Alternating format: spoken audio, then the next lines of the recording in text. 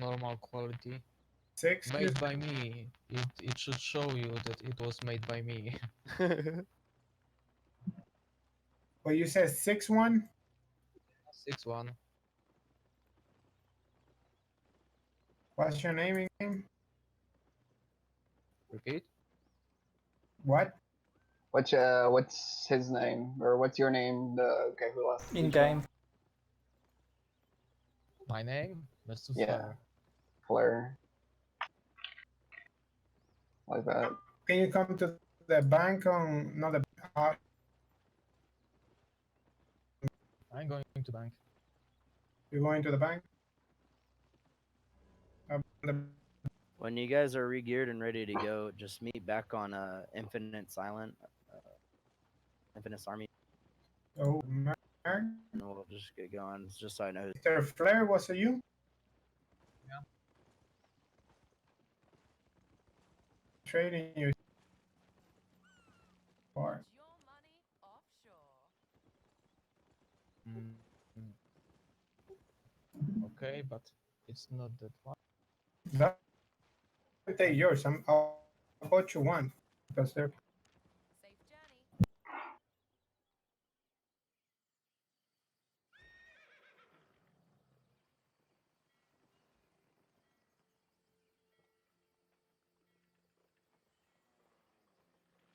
Okay.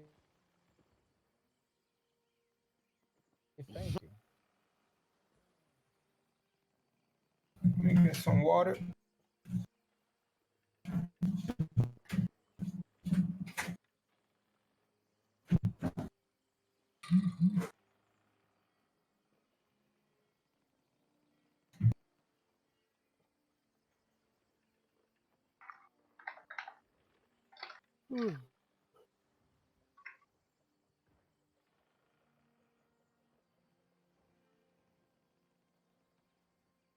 Starkey, man, I feel bad for you, buddy. I was bringing you out the sauce.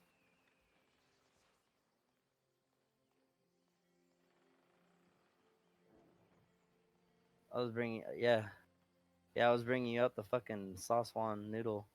It was a 2 rampant. It was hella.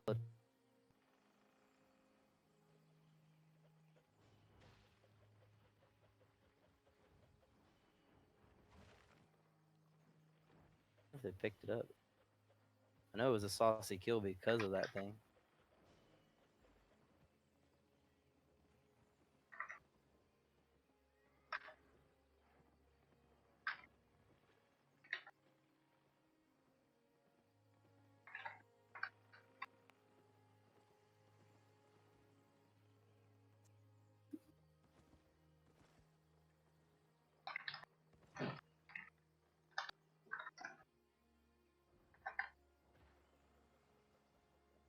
Fuck. Hey, I'll be back. ally. Yes, sir. I know you said you're going healer, but can you take over this real quick? I actually have to go take my friend to go pick his van up. I forgot No about that. worries. He doesn't have a ride right now. I gotta go take him to pick it up. So No I'll worries. be back. It'll be like 30 minutes. I'll be back. I'll give you a lead real quick. Alright. Okay, yeah, so Tube, you're healing. Starkey, you're also healing. I'm gonna go switch gear now. I'll be right back. I'm back.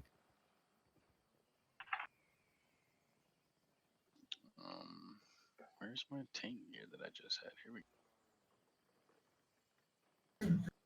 Holy crap.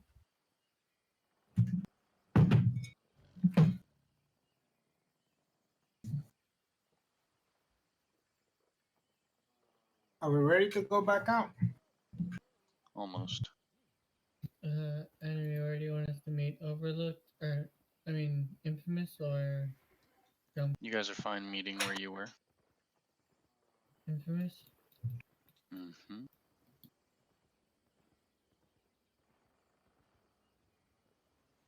Go to Infamous if you're ready, guys.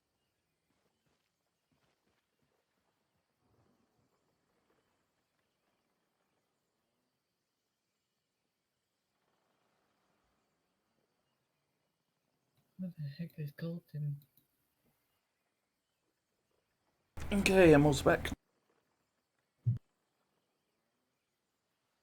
Alright, come to the infamous Army Island where you guys were meeting at. I want to see what everybody. Yeah, there's a few of us here. If you ain't Maybe this- here, come here. We're missing. I know what you and Starkey are bringing. We're missing the one Kino Spo. Need you guys here so I can see what you're wearing. Yeah, I'm looking for that. Fleur, are you able to wear cloth leather or cloth chest? No. Holy fucking Christ. You need to fame cloth chest for big fights like this because you're like really minimizing your potential for damage with what you have on. You also should level plate helmet. Can you wear plate helmets at all? Only at tier 5. Okay, can you go buy a 5.1 or a 5.2 night helmet and use that instead because that will help you save your it makes you immune to displacement, so you can use night helm and then use E on the siege bow and you won't get knocked around during it. Yeah, sure. Thank you, sir. Chinslow's dope. Do you want me in This is actual dope. gear? I was just gonna throw myself out there and try and CC some shit. Yeah, let's have everybody in real. Alright, cool. What's Emerald got? Emerald gets a chance to DPS today. Yes. I'm gonna believe in you and let you use that mage robe, but I would prefer if you put some 6.1 on because you'd be better off. Yeah, I didn't Cat. have any runes. I'm not gonna say shit. Can you put your gear on so I can see what when you get done dueling? What do you Calm is mean? fine, This is my. or I will kick you from the party. Okay. Have fun. All right, thanks. Yeah, I lost my 2 sets of 6-1 gear. Oh shit, I don't have anything on this on here. If you need some cash to buy your shit, I'm not worried about that. Come see me. I I just got want some. everybody in the right stuff. 2 tanks, to my knowledge, and then no, we have 3. 3 tanks. What are you using? You want me in tank gear? I thought DPS. Okay. I mean, the reason I was in tank was I was gonna go away in a couple of minutes, but now that I've eaten, I'm not gonna go anywhere. So you want me in DPS or in tank gear? We don't have a massive party. 2 tanks is probably fine, so you can go DPS. May I beg What some would it money, be, please, though? hello? Who said that? Emerald. Yep.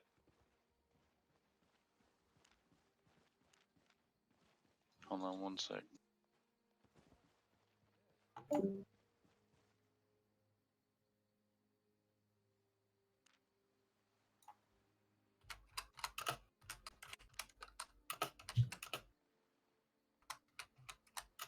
Sorry, I didn't. I wasn't Thank you. reading. I was looking at.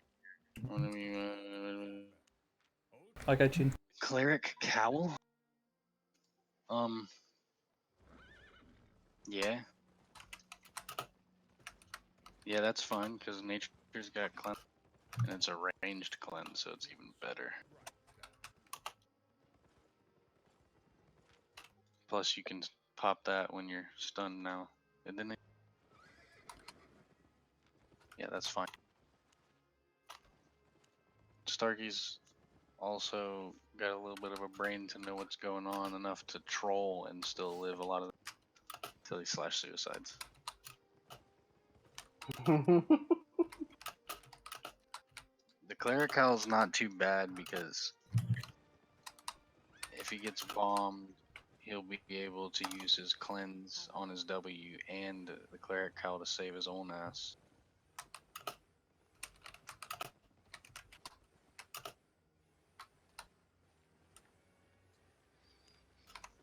What did Spo say a second ago? I missed it in chat. I'm gonna be a minute. How long you got, Spo? What are you having to do for it?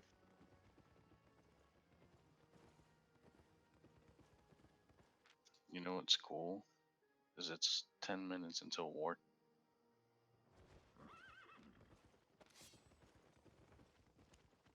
So what does our DPS look? Fleur is alright now. Fleur, can you? You're good. Never mind. You have the run. So I have Siege Bow. We're at the I infamous have island. to get Jesse out of this. Let me know, enemy, if you want me Siege to Bow, change. Maiden Bow, Halberd, Carving, Longbow. What is Emerald on? Sweeping.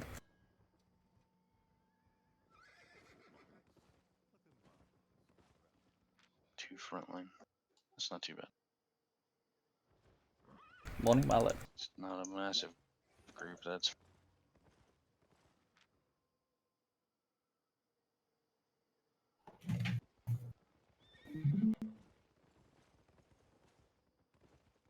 not going to be here for a minute. Everybody else is ready. Let's go to the realm. Don't be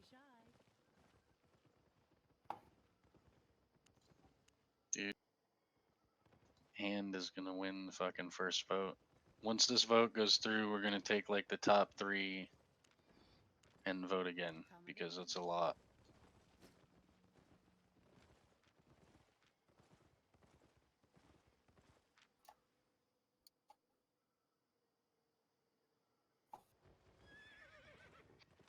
Alright, that's fair. We can do that. Everybody come to the realm gate. We're missing 2. 2 peepholes. Emerald's just finished gearing up on the way to the portal now.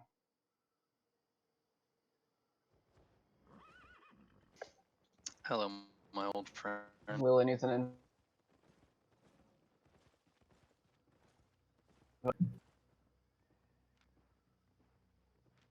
Alright, so this is how this is gonna have to work. We got like 6 DPS, right? Let's see, 1, 2, 3, 4, 5. Well, 7, which is not a ton. So we need to try to get all of our shit down at the same time every time we go in. So when we're doing big fights like this, everybody except for like the melee guys, you need to be holding your E. Don't use your E until I call for it. You can use your Qs and your Ws to hit people that are around. You always want to be trying to put damage on people. We're all here but Spo, so he's on his way. Everybody port to trip route.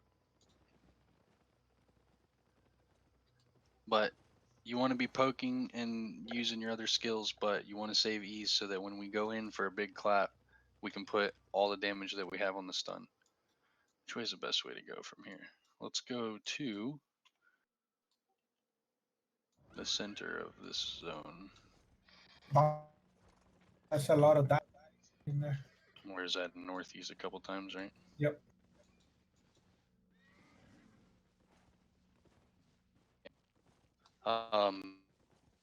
Trip route mission.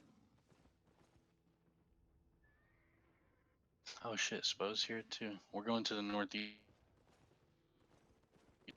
Oh, you're naked. Naked grandma heels.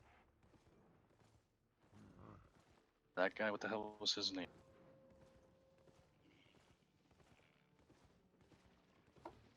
No? Nope. Like, nope, you don't remember? Or no, you, that was naked grandma heel. Cal guys he recruited.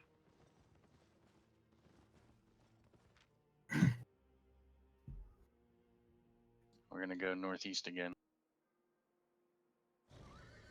Good to go. We'll live stream, switching back and forth. We got like Oh, there's a bunch. There's a big just north of us. Everyone here on this. You want to be? You guys want to be? Where are they going? Is this their Terry? I wonder. this is Toddy step. You see them, Macom? They were ganking it seems. It was like fucking 10 of them.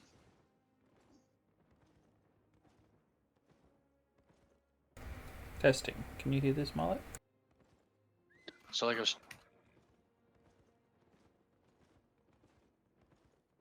trying to fighting and look pretty good, except for we just need to work on clumping. Like we're always way too close to each other. I know everybody's seen like a Camlin and a Guardian Armor's purple enfeeble aura. Like you need to be stand here at this door with me, everybody.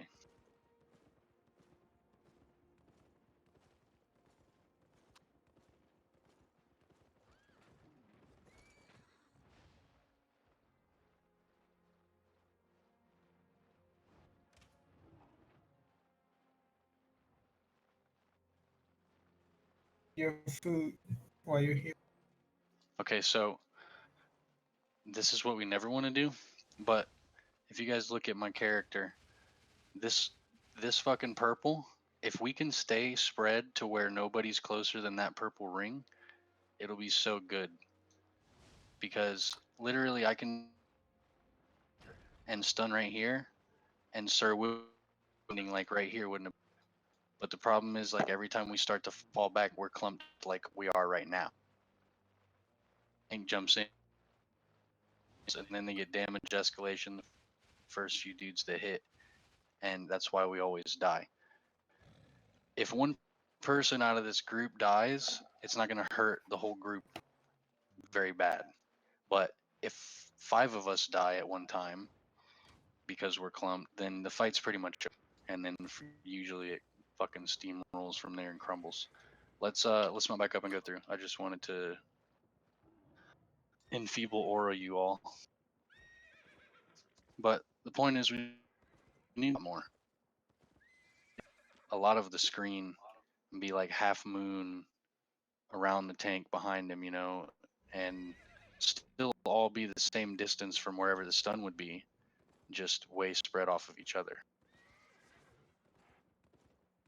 It's literally war camp time. I wonder if there's a small size group in this next Sorry zone. to interrupt you. I just saw a guy coming in this. Guy in a sub. No, we're not. Do that. Yeah, if we could all wear guardian armor to check our distances from each other. Like literally, no shit though. If a grove keeper lands next to you, it's almost as big as the fucking with the Camlin mace. When you throw a Camlin mace, that shit's pretty big. So, but the game is like you can distance from me if you're on the left of me or on the right of me, and the screen, like just if I'm on the edge of your screen, you can sprint in and be in the same spot that I'm in, as long as you're keeping me on screen and we're popping. We're gonna pretty much end up in the same. So One guy in the war. we should be able to get it under control. Better at staying here. That's a sad story.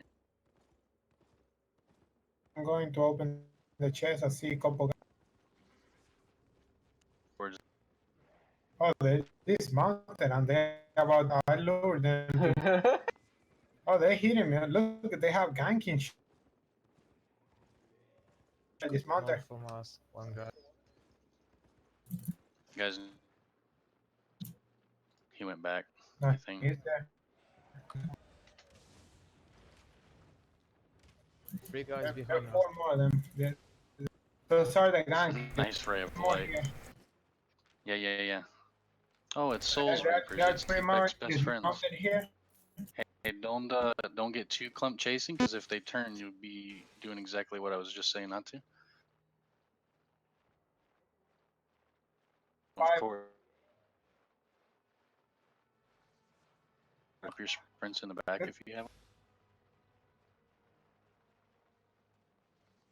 Actually want to fight out here ganking. I mean, but there we have like 2 dismounted. Nice Camlin. And there's another one coming in. We're gonna move back. Yeah, Alright. come. Get cleansed out of this. Spread more. Alright, look, we're gonna get south on them in just a second after that guy gets out of our back line. Stay spread where gonna go in for a stun now. Get ready to pop sprints right now. Pop sprints right now and go south. I got their whole group stun here. Whole group stun here. Keep putting damage on that. Keep putting damage. Put everything you got on. Hit this hard, man. Anybody that's slow, watch out for that fucking that bloodletter guy.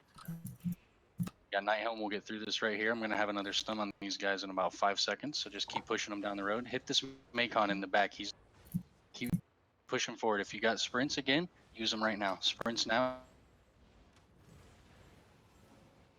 They clump them.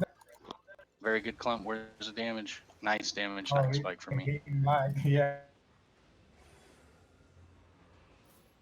Just keep pushing. Go through that. Night Helms to go through that. Get that Macon in the back. Focus him. Whoever's in the back there, focus that guy.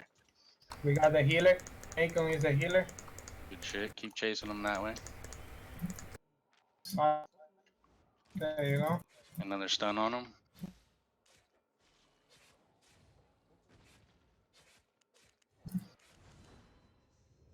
Here. Fucking We saber got still dismounted over here. Still dismounted over here. I don't have stun yet. I don't have stun yet. Just running this guy down. I got stun in 3 more seconds. I don't even need.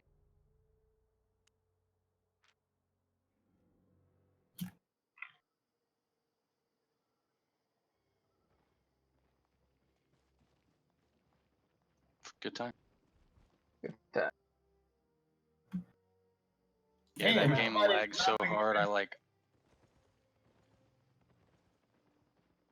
No damage came down for like 5 seconds. I'm like, guys, damage, and then it just like caught back up, and they were almost dead.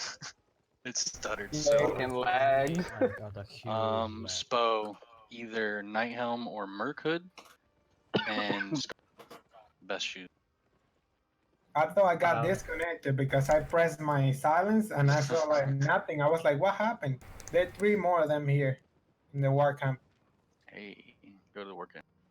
Going. If anyone got some of Emerald's gear, he could probably use it. What did you have?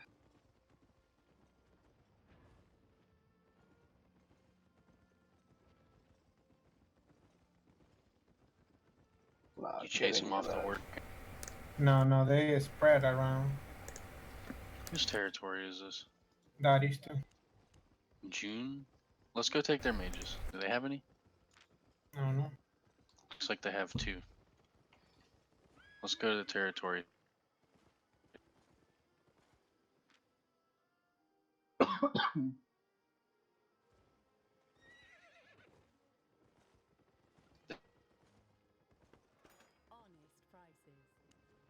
Stark, you're gonna die. Taking care of the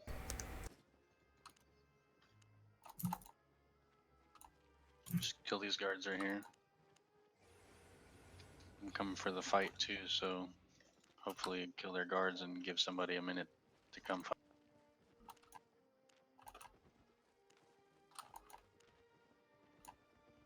For a moment, I where healer died because I was so low. I was like, damn, I'm not gonna die.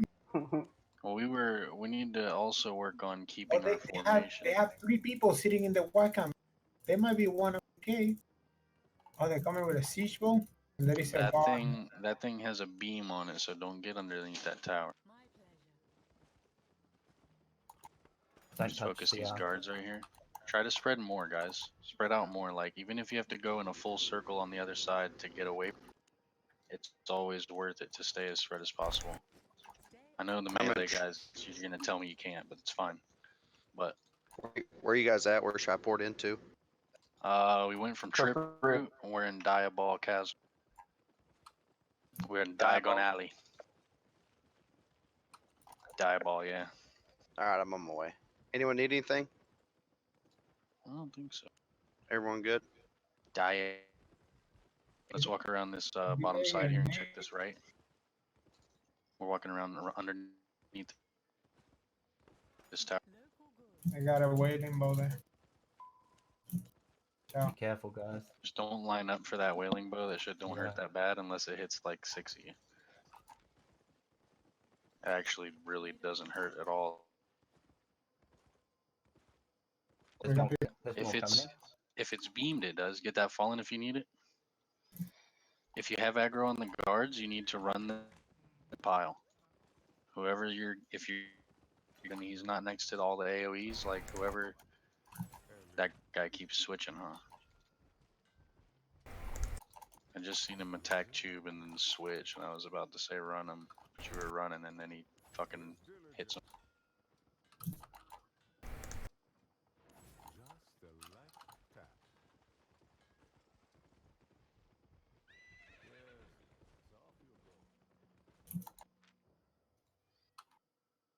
Just leash that little mob. I'm gonna go up here and check this. Now the mage has got to be in the top side, so come around this right side, and we're going north. You guys want to do some fun shit? Don't waste your E's. Let's kill these guards with no E's. Healers, I'm gonna need you guys to be ready to throw shit at the stairs. Do not go up in there if you're a healer. I'm about to call for everybody to run underneath that tower. We're gonna go in there, bomb as many as we can, and get out.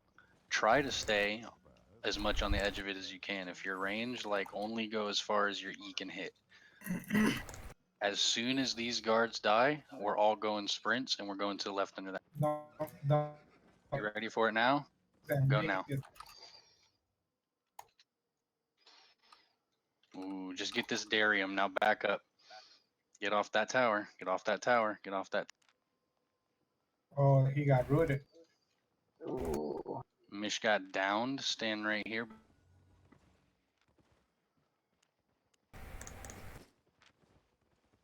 I need a doctor. Scholar shoes. Those guys didn't get stunned because they had scholar shoes on.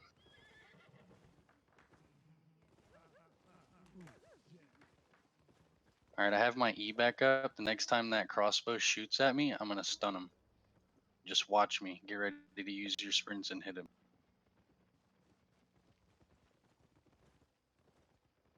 Oh, I got stuck by the thing. Stop, stop, stop. I got stuck by the fucking post. Rooting us here. Alright, get off of this. That's too much little bullshit right there. Come Yeah. north. Then it like slowed me down and pushed me to the side.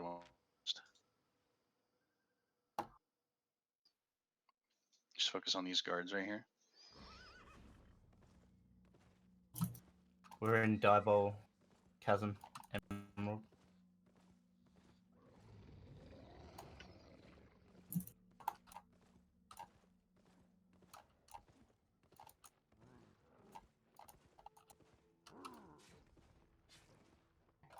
Will is dying. Come back, Willie, come back. Why'd you run? You ran away from the fall.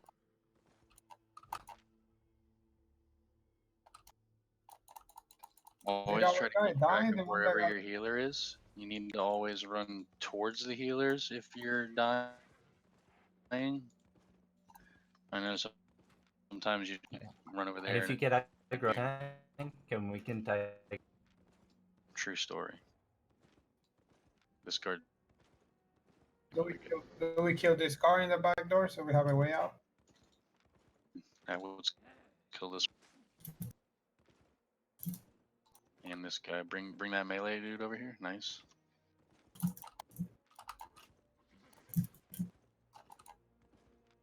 Who's mounted us? Alright, let's kill these. It's Spo. Come around, Spo.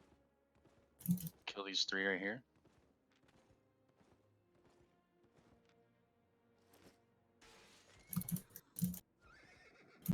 If you're a healer, you should definitely be on those red guys.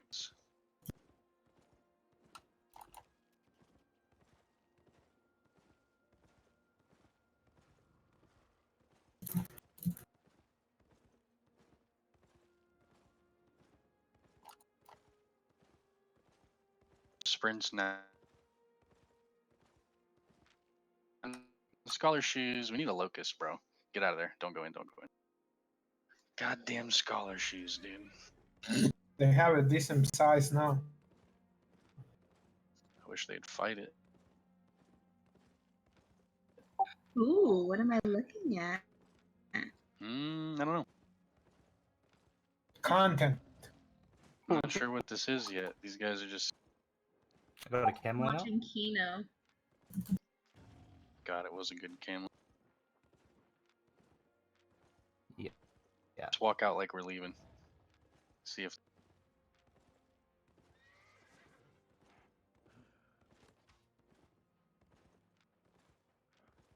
Maybe if we can get them, just kill all these mobs. If we can get them to follow us out a little bit, we can rush back in Yeah. on them. Try not to. Just hold right there.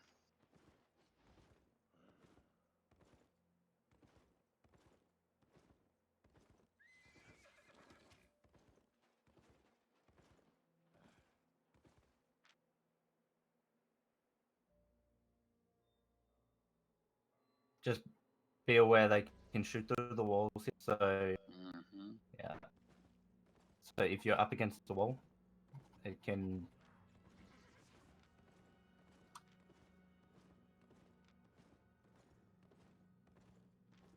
Chinslow, see if you can throw another Camlin in there. Everybody be ready to pop your, and I call for it, and go right up underneath. The heels, drop the heels right outside the Cam lines out. where the Cam beam lines. hits. I've got a guy in this It time. missed. I didn't see it Uh, happen. I- They're going hard on Chins right now. Go dudes on the tower. Got two right here. They didn't stay stunned. Oh, they have so much root. The beam hurts bad. I Alright, missed let's that move it fall. out. It Let's was move it my out. fault. Kill that guard. Spread off of that guard if you're ranged. Sorry, I should have called out when I was leaving. I thought everyone would have seen the night time and everything go. All right, go up to these. Go up to these. I'm gonna kill the mages. Those guys don't want to fight. They're just gonna try to pick somebody on the top. I'll kill these two guards right here.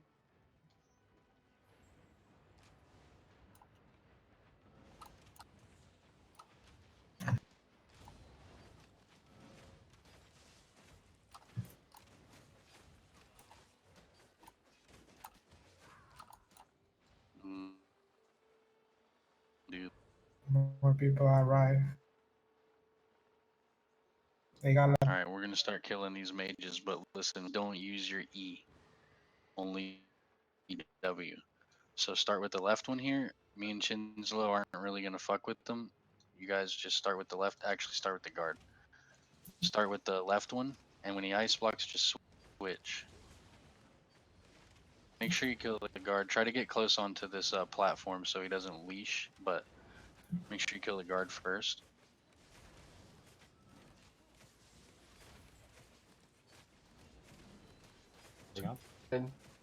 I didn't set it to free loot before this, so everybody's probably energy out. Just make sure you pick it up whenever the mages are done. When that thing ice blocks. Oh, also these guardian guys, whenever they come, if you have aggro, bring them to the center so you can kill them. It's gonna take you forever if you're trying to kill everyone. He's hitting you, bring him to the mages.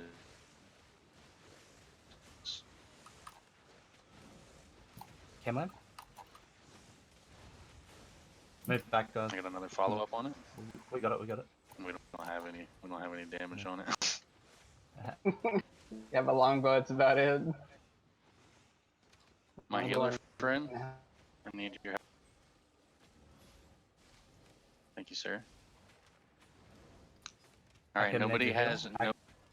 Akam and Chinslow need a heal. Akam first.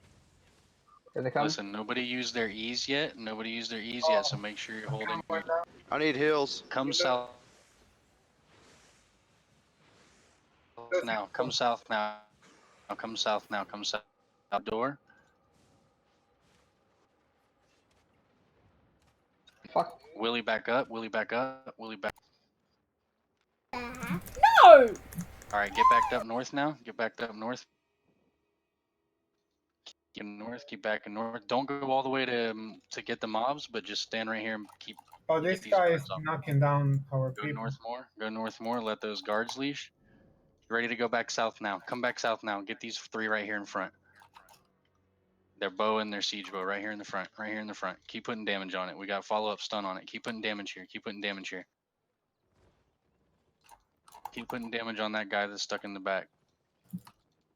That Blyle. Keep putting damage on him. Keep putting damage. Oh, Are both of our healers dead? yeah, we Healing. Alright, it's time to go then. Damn. Oh, okay. I wish you'd shut up, bro. Like, if you're unhappy with the way the group is, like, you didn't have to come. Nobody forced you to come. You'd, like, bitching before we even left, and, like, still come, and then bitching when we die. And it's gatherers.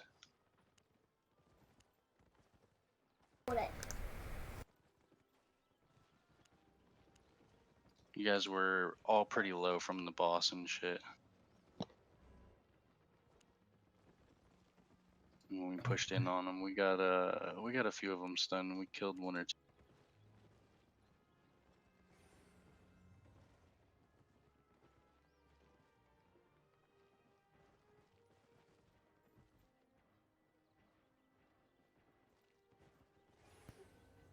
Okay, guys. Thank you for good game. It's 4:20 a.m. So I need to. AM? Yeah. Holy shit. Crazy. I hope a we will monster. repeat it soon. But it Yeah, it will be was good. But it will choose. I don't know. We're gonna. Maybe little earlier time for this. Yeah, for sure. I mean, during the week it's hard because this is about the time that we night. Yeah, I know. You usually run a little bit earlier too, Michael, don't you? Just today you were busy. Yeah, today I got on late, but I mean, Jesse was running. Fleur was with them the whole That's time. true. Okay, so see you next time. Goodbye. Alright, dude. Good Later. night. Later, man. We're gonna regroup, or is that it for the day? No, everybody Alright. same shit we just. No, it was, I don't know. By the time I told you guys to come pull off of the mages and stuff, you guys were all pretty low over there. I don't know why or whatever, but Safex, does this mean you're gonna start playing Albion? He needed something to do, so I invited him over to come live. Come play, nerd. Yeah, the first thing he said, he's like, "Oh, there's too many people." He's like, You guys talking about me? yes. I didn't hear what you said there. You said you want to go heals? No, I think we were alright. I think we just didn't play that well. I should have just waited longer instead of listening to people. I was gonna stand there and wait until they got a few more and got ballsy, but I decided since we were bored, let's do the mages. That was a bad.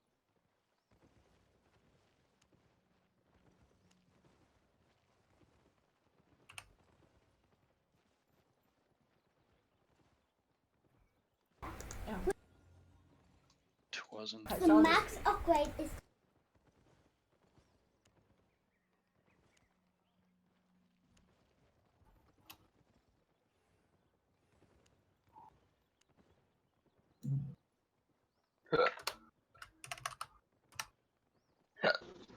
You coming back to There's Trip no Route? outcomes, and then. Yep.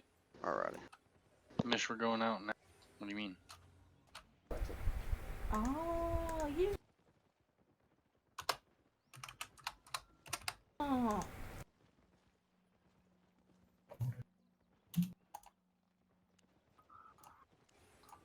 I got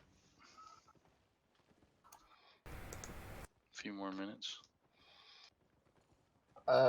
Is Carmen making You Giga can for just us, click on him or and putting them anywhere? I am not sure what Carmen is. 'Cause he's using my farm. How long he's got for an actual batch. God.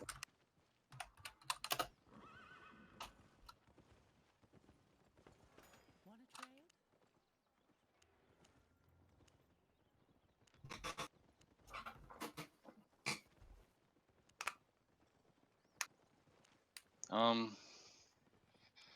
Great Holy is fine.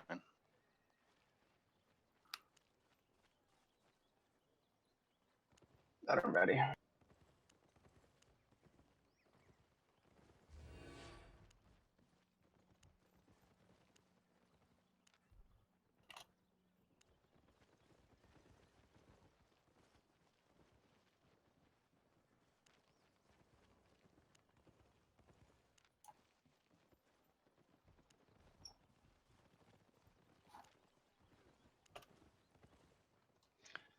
So here's a good question. How do you get to a real fucking omelet when all it'll pull up is it's just pork? I guess that's the name of it, right? Pork omelet. I just go by tiers, tier 7. Yeah, I usually do too, but right now I was doing that and all it was bringing up was the dusk hole crap.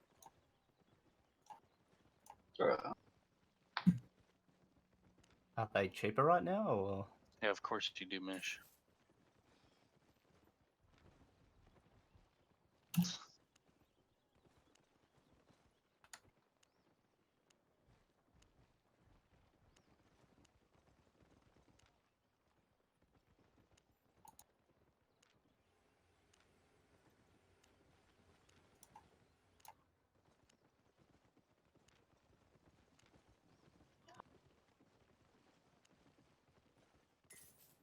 Hmm.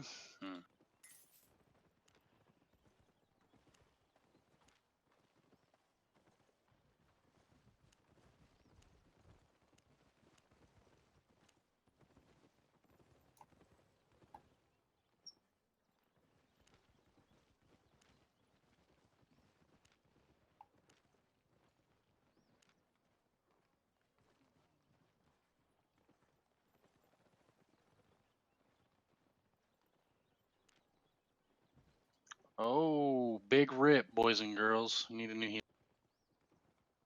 Healer. I guess Emerald gets to heal after all. I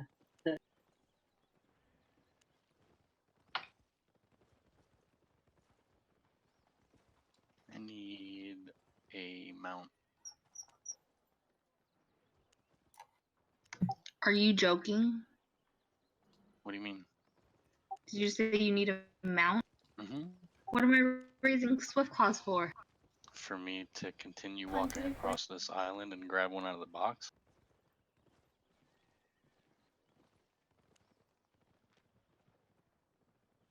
Now I have a mount. See? It's a cat.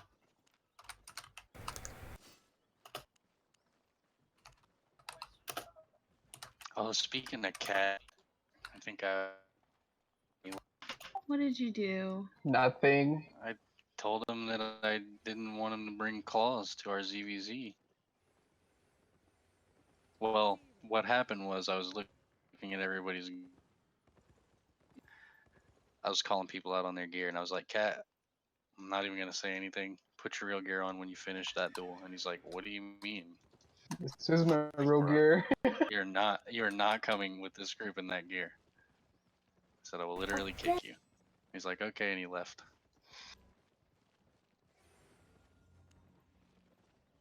Yeah, people wonder why we lose and they're bringing shit like that.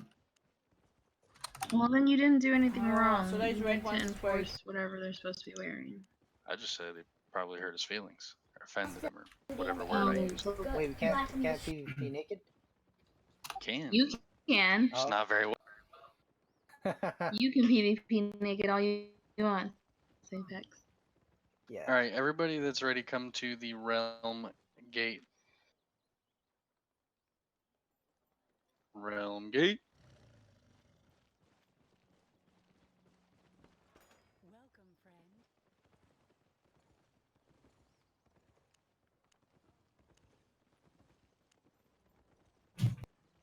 I'd like to know how many DPS we have in this party right now. Looks like we have 2, 3. Let me know if you want me to change for more damage. DPS. 8-3 or nothing.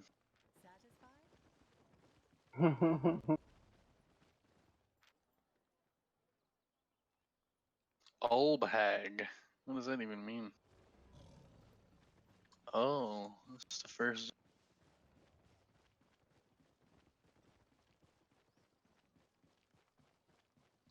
Okay, so everybody else come to the realm gate. So suppose on Kama's longbow. Mish is what nature. now? He's Starkey's nature. Mish, what are you wearing?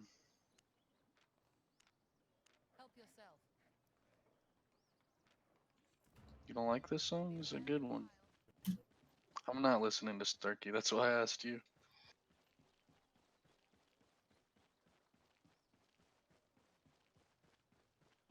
Healer. You just said a minute ago you're going Brimstone. Emerald's still here, right? We had Emerald and Starkey.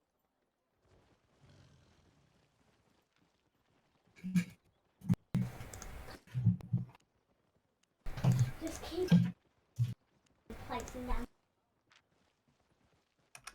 Alright, Mitch, can you switch back to DPS? So we'll have 1, 2, 3, 4, 5, 6. We'll have 5 DPS in this party, 2 healers, 2 tanks is good though.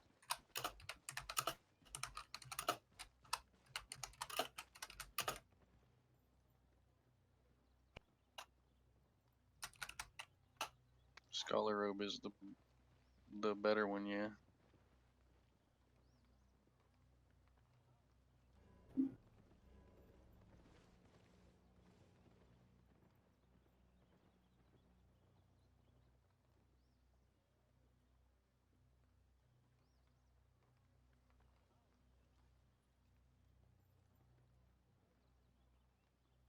Alright, we're gonna give Mish another minute to switch, and then we're gonna go.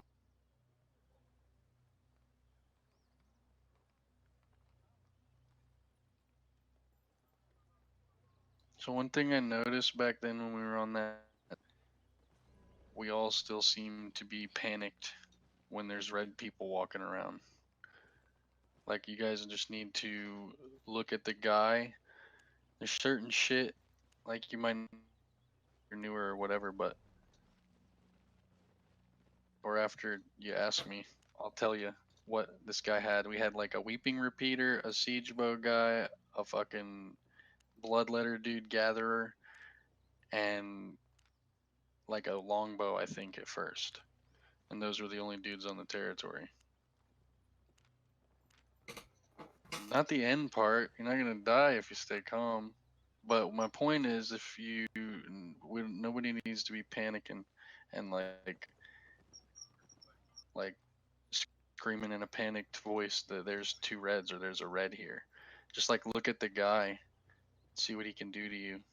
They really couldn't do a whole lot to us. They didn't have a tank to like stun us at first. But once we were over there fighting the mages and stuff, and we had to turn and go on those guys, I feel like people were really, really worried about their health and shit, which is okay, but we had nice stuns up front and they didn't have damage they were putting down at that point, and the healers have their job too. So we That's need it. to just When stay the enemy calm. has burned everything on you, it's fine to go in and get your damage off as well. Right. In a world Right. protected by the power of song. Don't forget your cleric's robe as well. I've seen a few. Alright, The we're land all of sea. here. Everybody go to trip route. Yeah, that's another thing too. Definitely defensive. We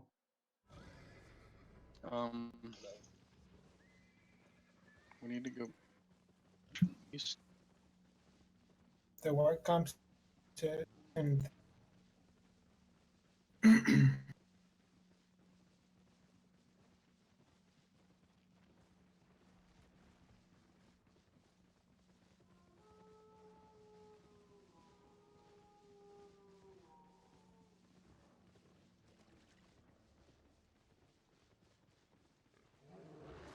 how many guys we got there on us?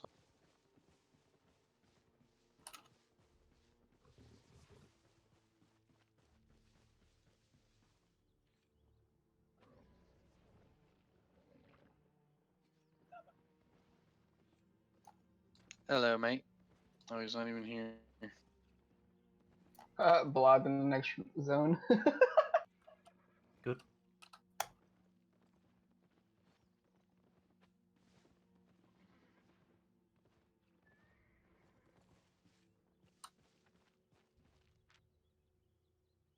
Let's go fight the blob. It's not.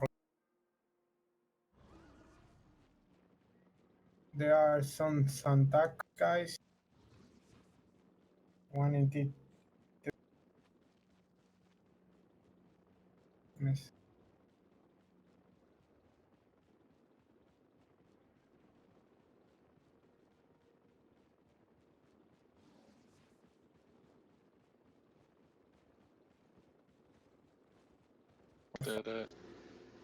Just came out of a solo. I like. Can About you to mark dive all yourself day. so that we can see you a bit? We have a block behind us. You should be Yeah, the only keep- one wearing white armor. Oh no, he's not anymore. I'm wearing tier 7 now. 7. Turn around a little bit. Stop going down the road. Let's see what this, if this is actually a blob or if that was just. I think it was part of us and part of them. I think it was a blob because that's where he said it. What was that one?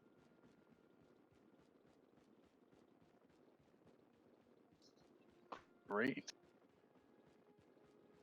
That was vicious.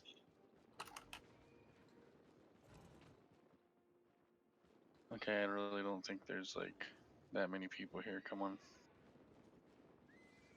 I think it's probably a blob because people were running by, maybe. Yep.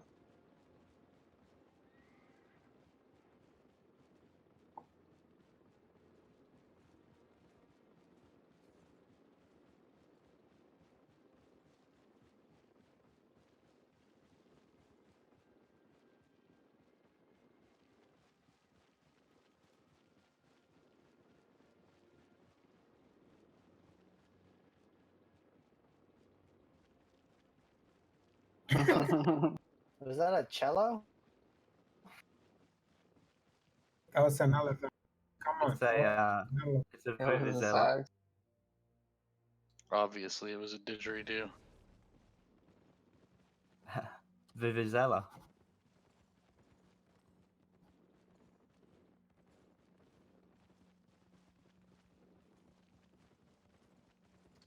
Saxophone. Let's go in the dungeon. If you go stand there on their territory again and get a fight, but then it'll probably be too many before they decide they want to actually fucking fight. Yeah. Or wait for twice our numbers. Basically.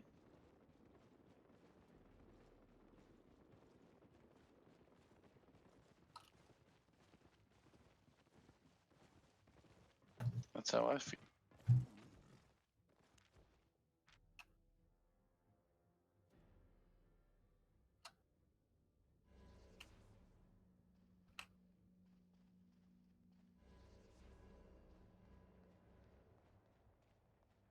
Okay. What channel? I told you. Let's go Come back. straight, straight westward.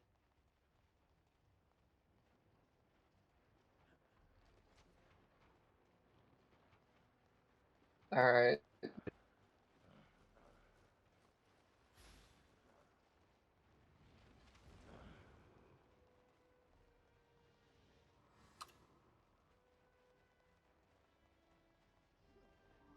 Don't heal Stark. He can heal himself. Literally those mobs.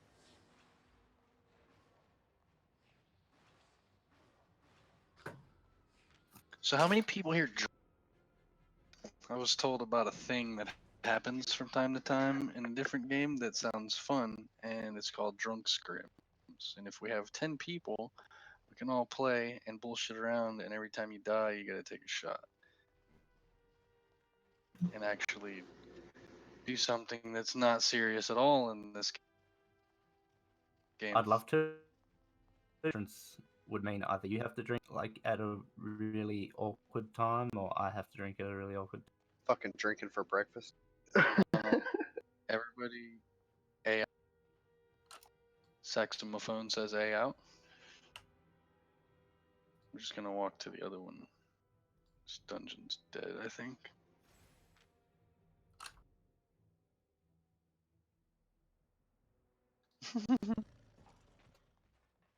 Somebody faming it.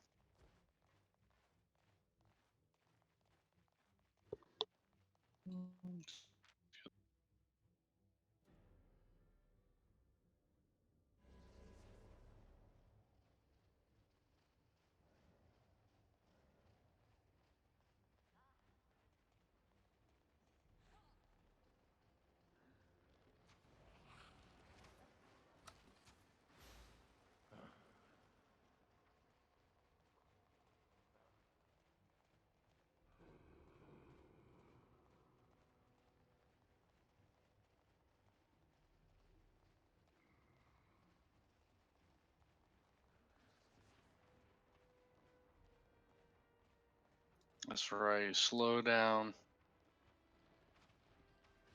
Bye, Starkey.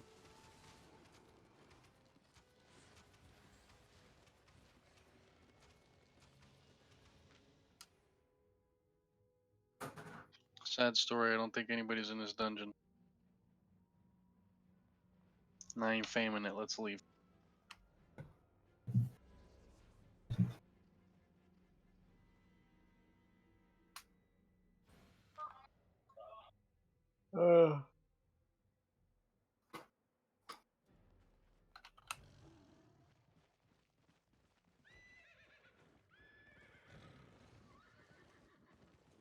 Alright, let's go,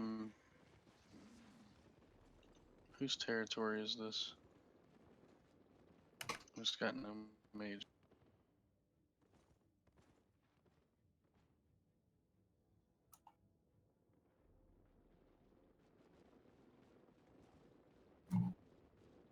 Go back to Dieball and kill their mage.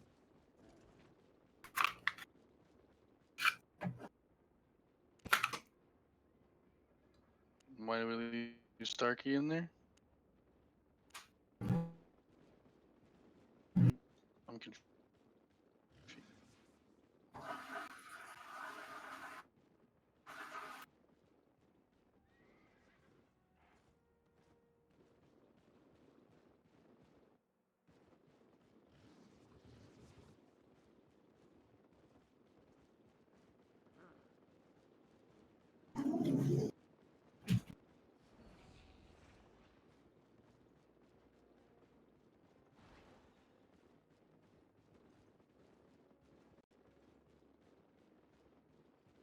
See if we can get a fight, and if not,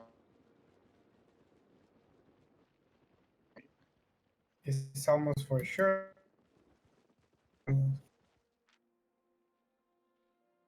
straight to the Terry, straight to the Terry. Oh yeah, their war camp's right next to the territory too.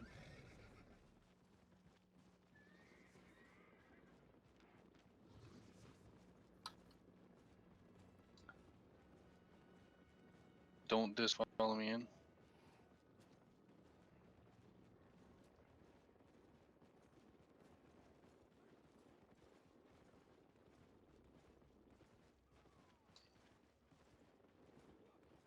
Me here on this ping.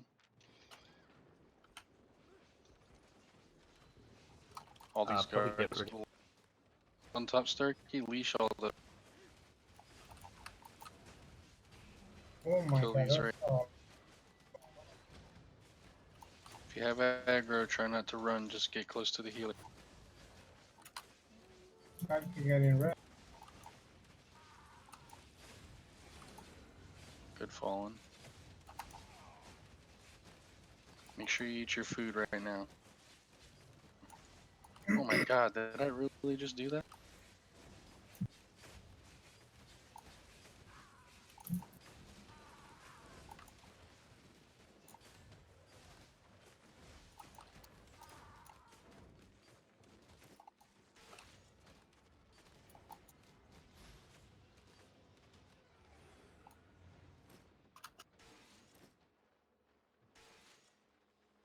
do we kill the guards that from? Hold on, we're gonna go side. Kill this guy while the archer walks back around. Once the archer comes, we'll kill him too. Come. But yeah, perfect.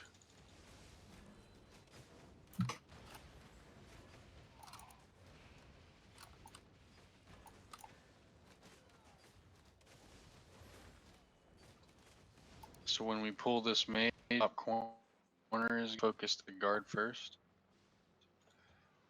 Yeah, yes. Platform. Everybody on the platform. There's attention on the guard. This way to the middle.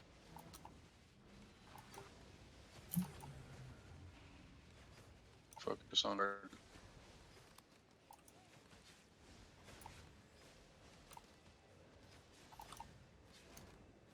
If you have a night helm, now's a good time to pop it and keep cycling it. Right side mage first. They're gonna spawn blue guys, so when they spawn the blue guys, if you have aggro, you need to run them to the center. Make sure the guys are in the center. That was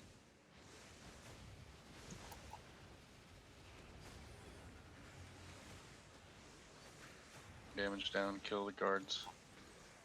Elementals, if you have aggro on the outside ones, you need to make sure you move over and get them to come to.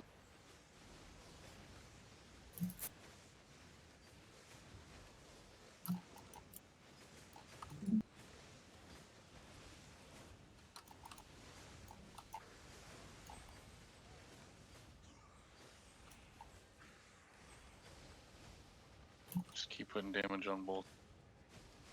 One guy behind.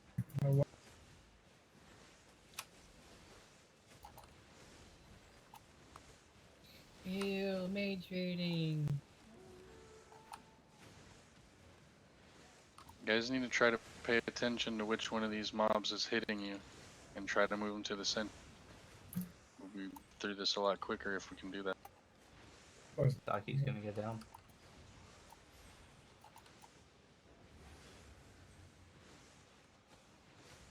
Move, they shoot. We're all gonna get down here. Jeez. Are both of our healers down? But we've only got. Have you got a race? We might need to, but one mage is almost done. So You can't just do your finish race this yet. one mage, finish this mage, finish this mage. Oh. Kill the other one. We only have. Just leash the mage. Yo. Took way longer than I expected.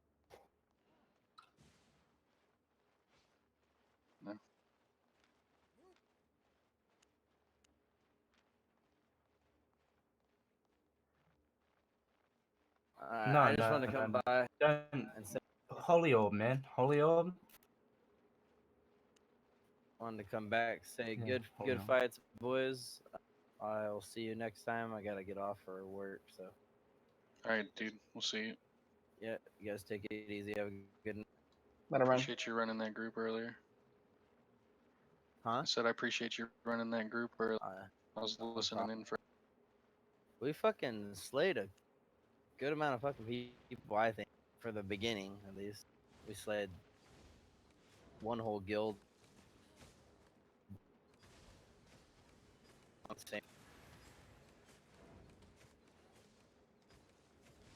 Contact West.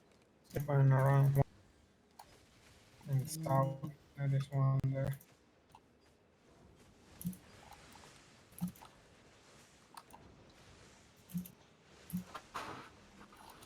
Whoever's got a dagger on this guy, go more north.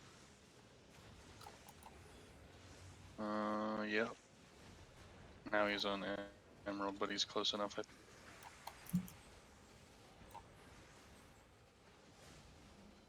Only ask when there's two, just because they're both spawning these.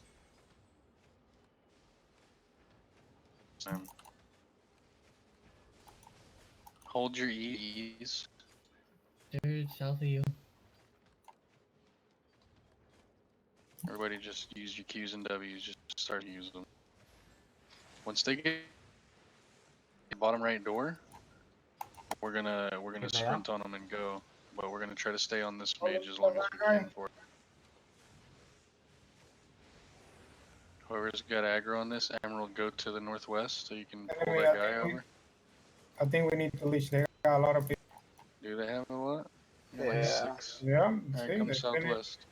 Come southwest. Come southwest. Leash them. Leash them. Leash them. Leash them. Leash them now. Leash them now. Thank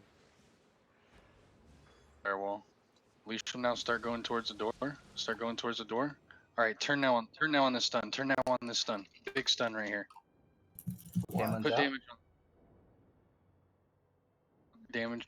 Don't chase too much. Don't chase too And much. I need. just, Is it just Starkey? All right. Just Run away now.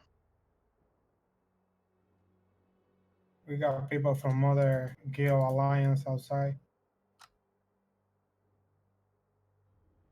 move north.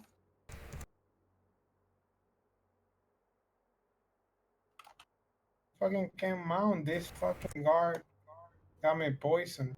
Shit.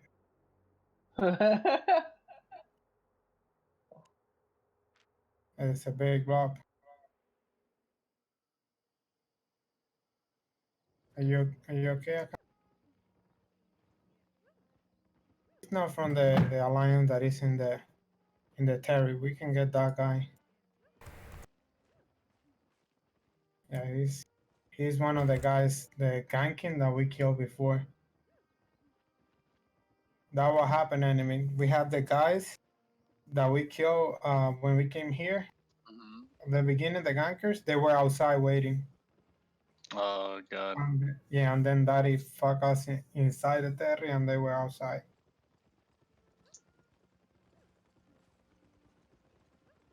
No, we weren't outnumbering me. We just gotta get better at. We had the fucking mobs on us from the fucking mages. Yeah, I mean,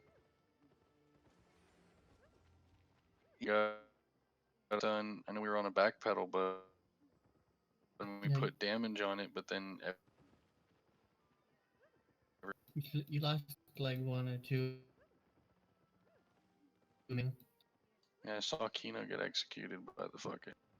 Yeah, there was 4 of them on the east side. I was trying to keep queuing them. yeah, on the push when you did the stun, and that's how they back out.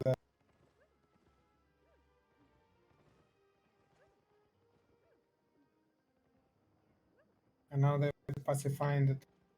They got That's what I mean about just not panicking. Whenever we, you called that there was several of them down there. I was seeing them on the edge of my screen, but it was literally like 6 guys. So I wasn't really.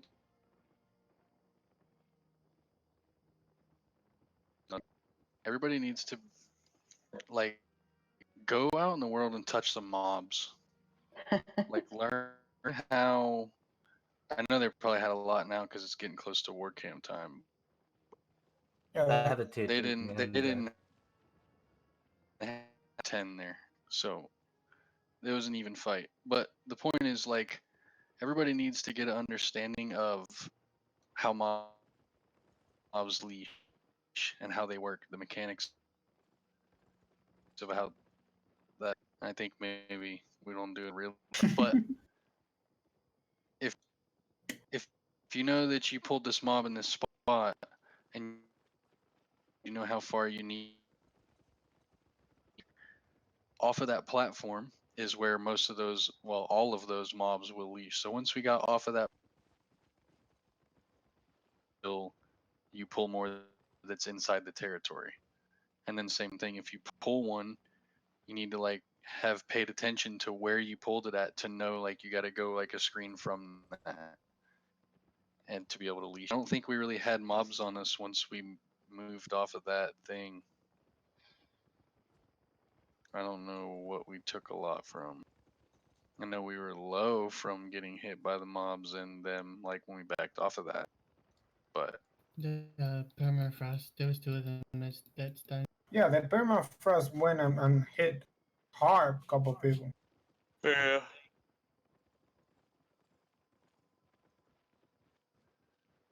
All right. Anyway, it's late for me, so I'm gonna be getting out of here.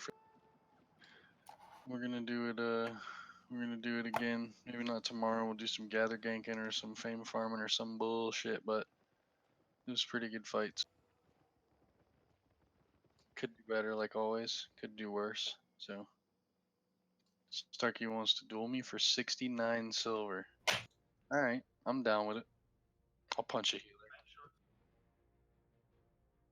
69 million silver. Starkey got that much money. I ain't got that much money. Who was wearing a longbow? I think I looted a longbow and a helmet from. I don't know if it was Yeah, it was Camera Keno's. kind of. Yep, that was me.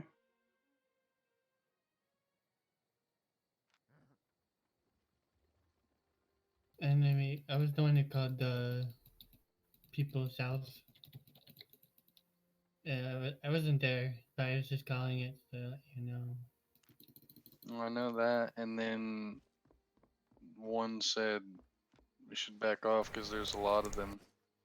Yeah, I At was that point, watching I the think one. there was like 6 of them No, that there I was could. like. There was Yeah, like. I call it to back out because it's not a matter of waiting for them to be enough or more than us. I was calling it so we It was a get ready good to time. fight them because It we was were a low good from time the to mob. back up. Yeah.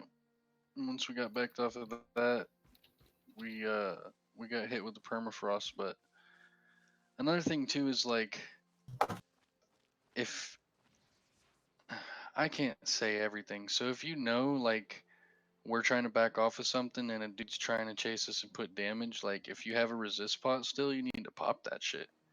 If you have whatever your cleric robe, you need to keep on top of that shit. Cleanses to get out of stuns quick, and just be paying attention to like what's going on at all times. I know you're like waiting for the shot caller to make some sort of a call, but all that stuff is like for the big calls, group movement, put damage on this stun, everybody go southwest. But for the most part, everybody's still got to be able to pay attention to the whole fight. And I don't know if you guys noticed, but every time I jumped in on the Terry on the tower, that dude would literally pop his boots while I was in the air. Because in the back of his mind, he knows with his scholar shoes, he's not going to get stunned. So as soon as I jump in that like 0.5 seconds before I get to him, he's hitting his sprint to keep from getting stunned.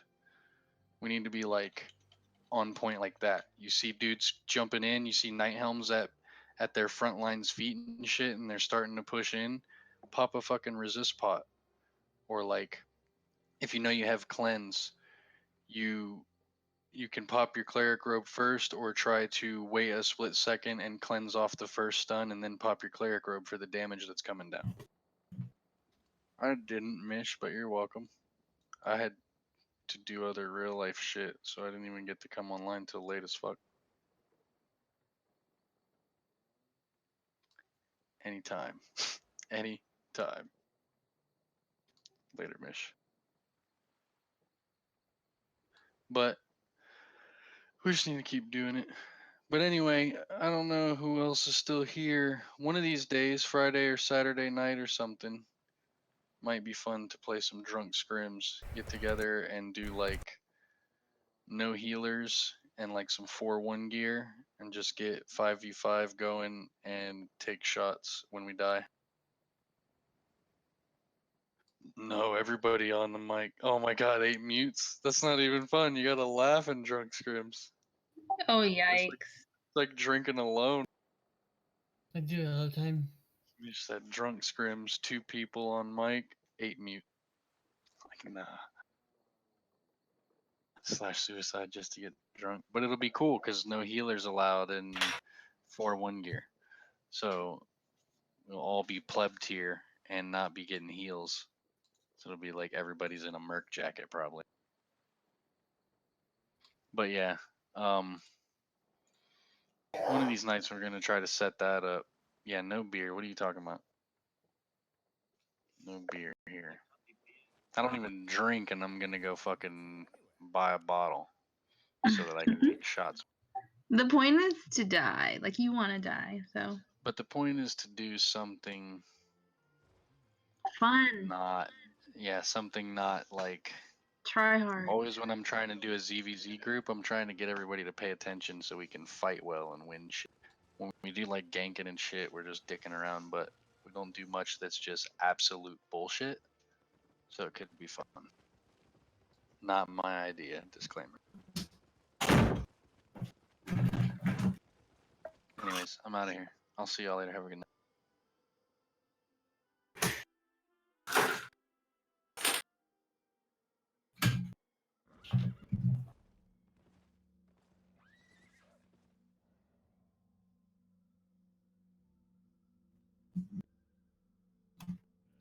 Kristen. Yes. Oh, yes. You got me for all the minutes. Oh shit, son, you heard that? All the minutes. Get out of here. Good night, guys. I'll see y'all later. Hey, he knows. A 2-pump jump. It's, I mean, really. Kind of. What are you? What's up? Alright, I'm Where out are here. you? So I give you the longbow and the helmet.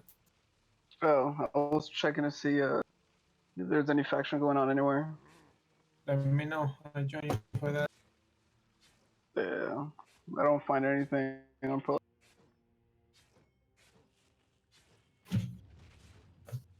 There was a shit ton of people going at Marlock earlier, but I was fucking dead. Like, Marlock sucks.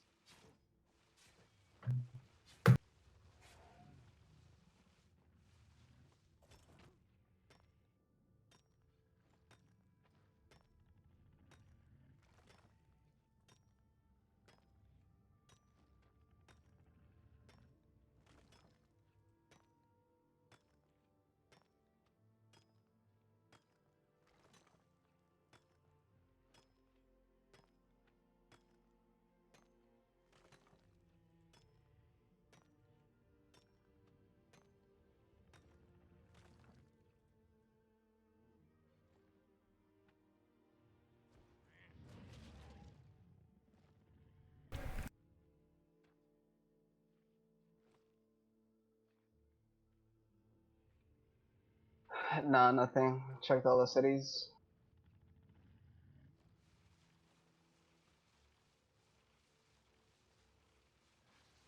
See, okay, now.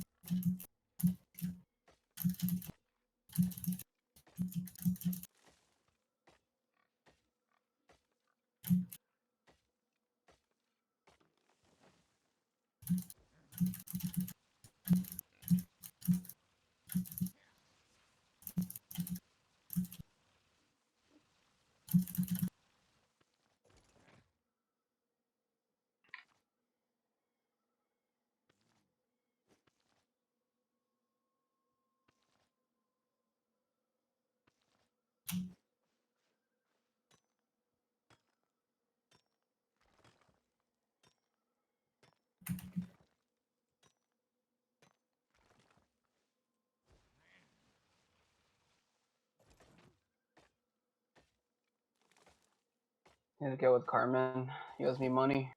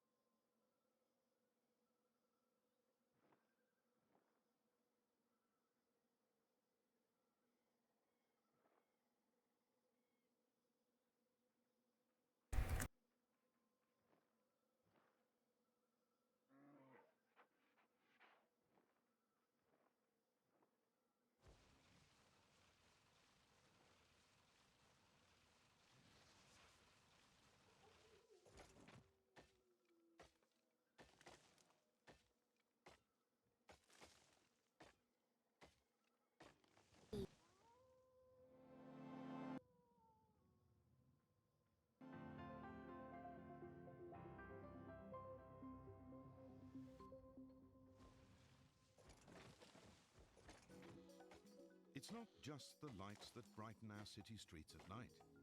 Electric power is so essential today, it's hard to imagine life without it. Electricity is produced by a number of methods, one of them being hydroelectric generation.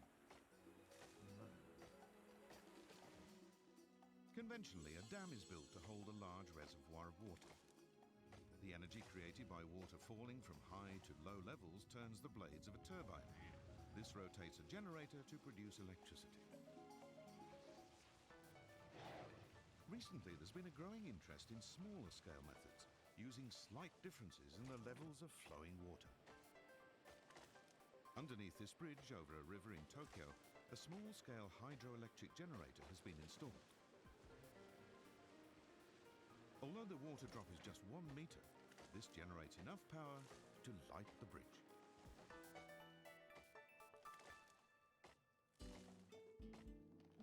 Ena is a city in Gifu in central Japan.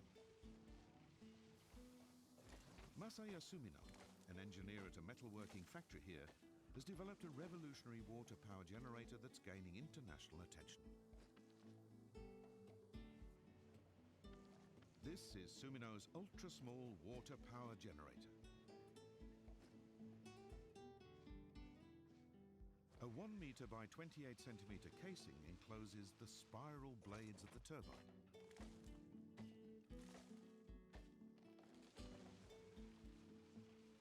All flowing water has energy, and I always thought it was a shame that we weren't fully using this resource. That's what inspired me to come up with this concept for utilizing unused energy from nature. Weighing just 18 kilograms, this is the first ever generator of its kind that can be easily carried by one person. It's already being used in roadside irrigation channels to power street lights and for electrifying fences to protect farmland.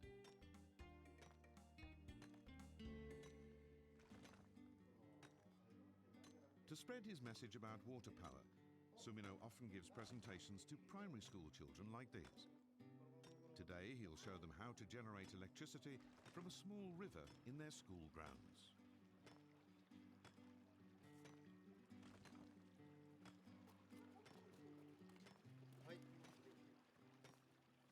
Okay, now I'm going to put it in the water.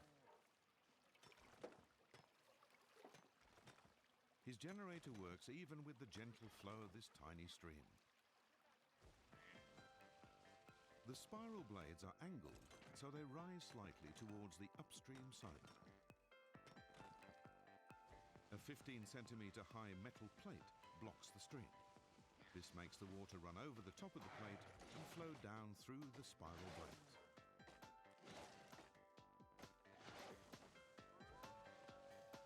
The force of the water on the blades turns the turbine to generate electricity. This concept works anywhere there's flowing water, even if it's very shallow.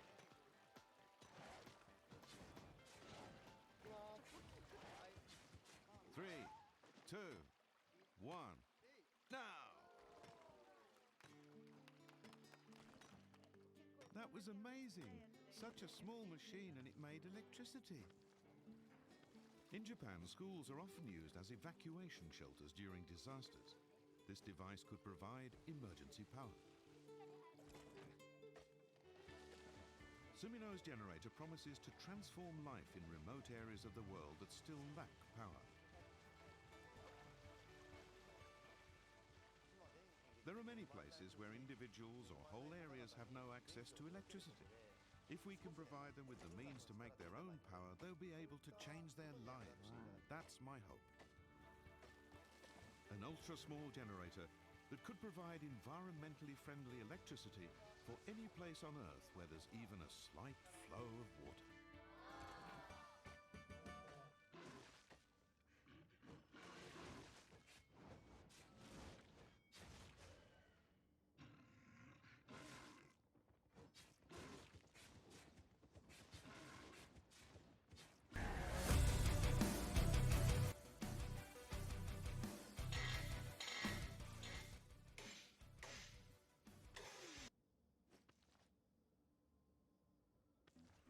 Yeah, listening is something that you really need to practice, and it's a culture. Ideal and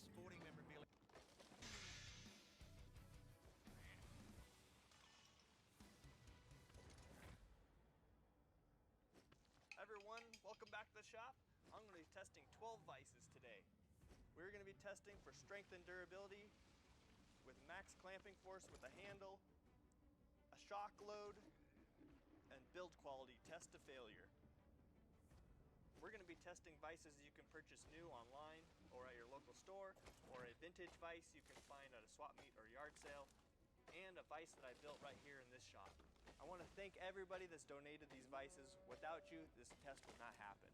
With so many options out there to purchase, you the viewers have sent in 12 vices you'd like to see me test, and we're going to test their build quality.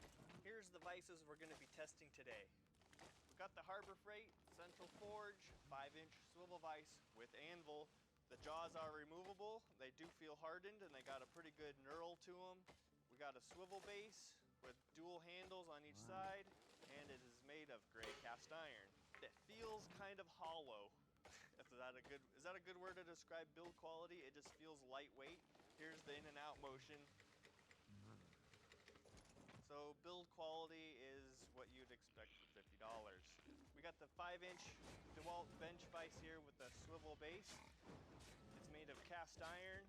I kind of like that this anvil is the same height as the jaws, so if you want to put something on here and tap away, you can kind of extend it out, which I think is a neat feature. What's cool about this vise that I like is that it has this quick half nut, and this has a buttress thread. This is the only one out of the test that has this thread type, which is supposedly pretty strong. I like that the jaws has this little groove in here for small pieces of material stock to hold on to. It has the probably least amount of backlash out of all these, which is pretty nice. Overall, I think it's a cool looking vise. Fit and finish is pretty good on this. We got the Wilton trailer hitch vise going on here. This is a pretty neat vise because you can just slip it into your trailer hitch on the back of your service truck or pickup truck, or maybe even weld some receiver tube on your welding table and use it when you need it or at a different location. It's kind of a neat concept. This has a pretty good opening size. I think this will go up to 8 inches, I believe.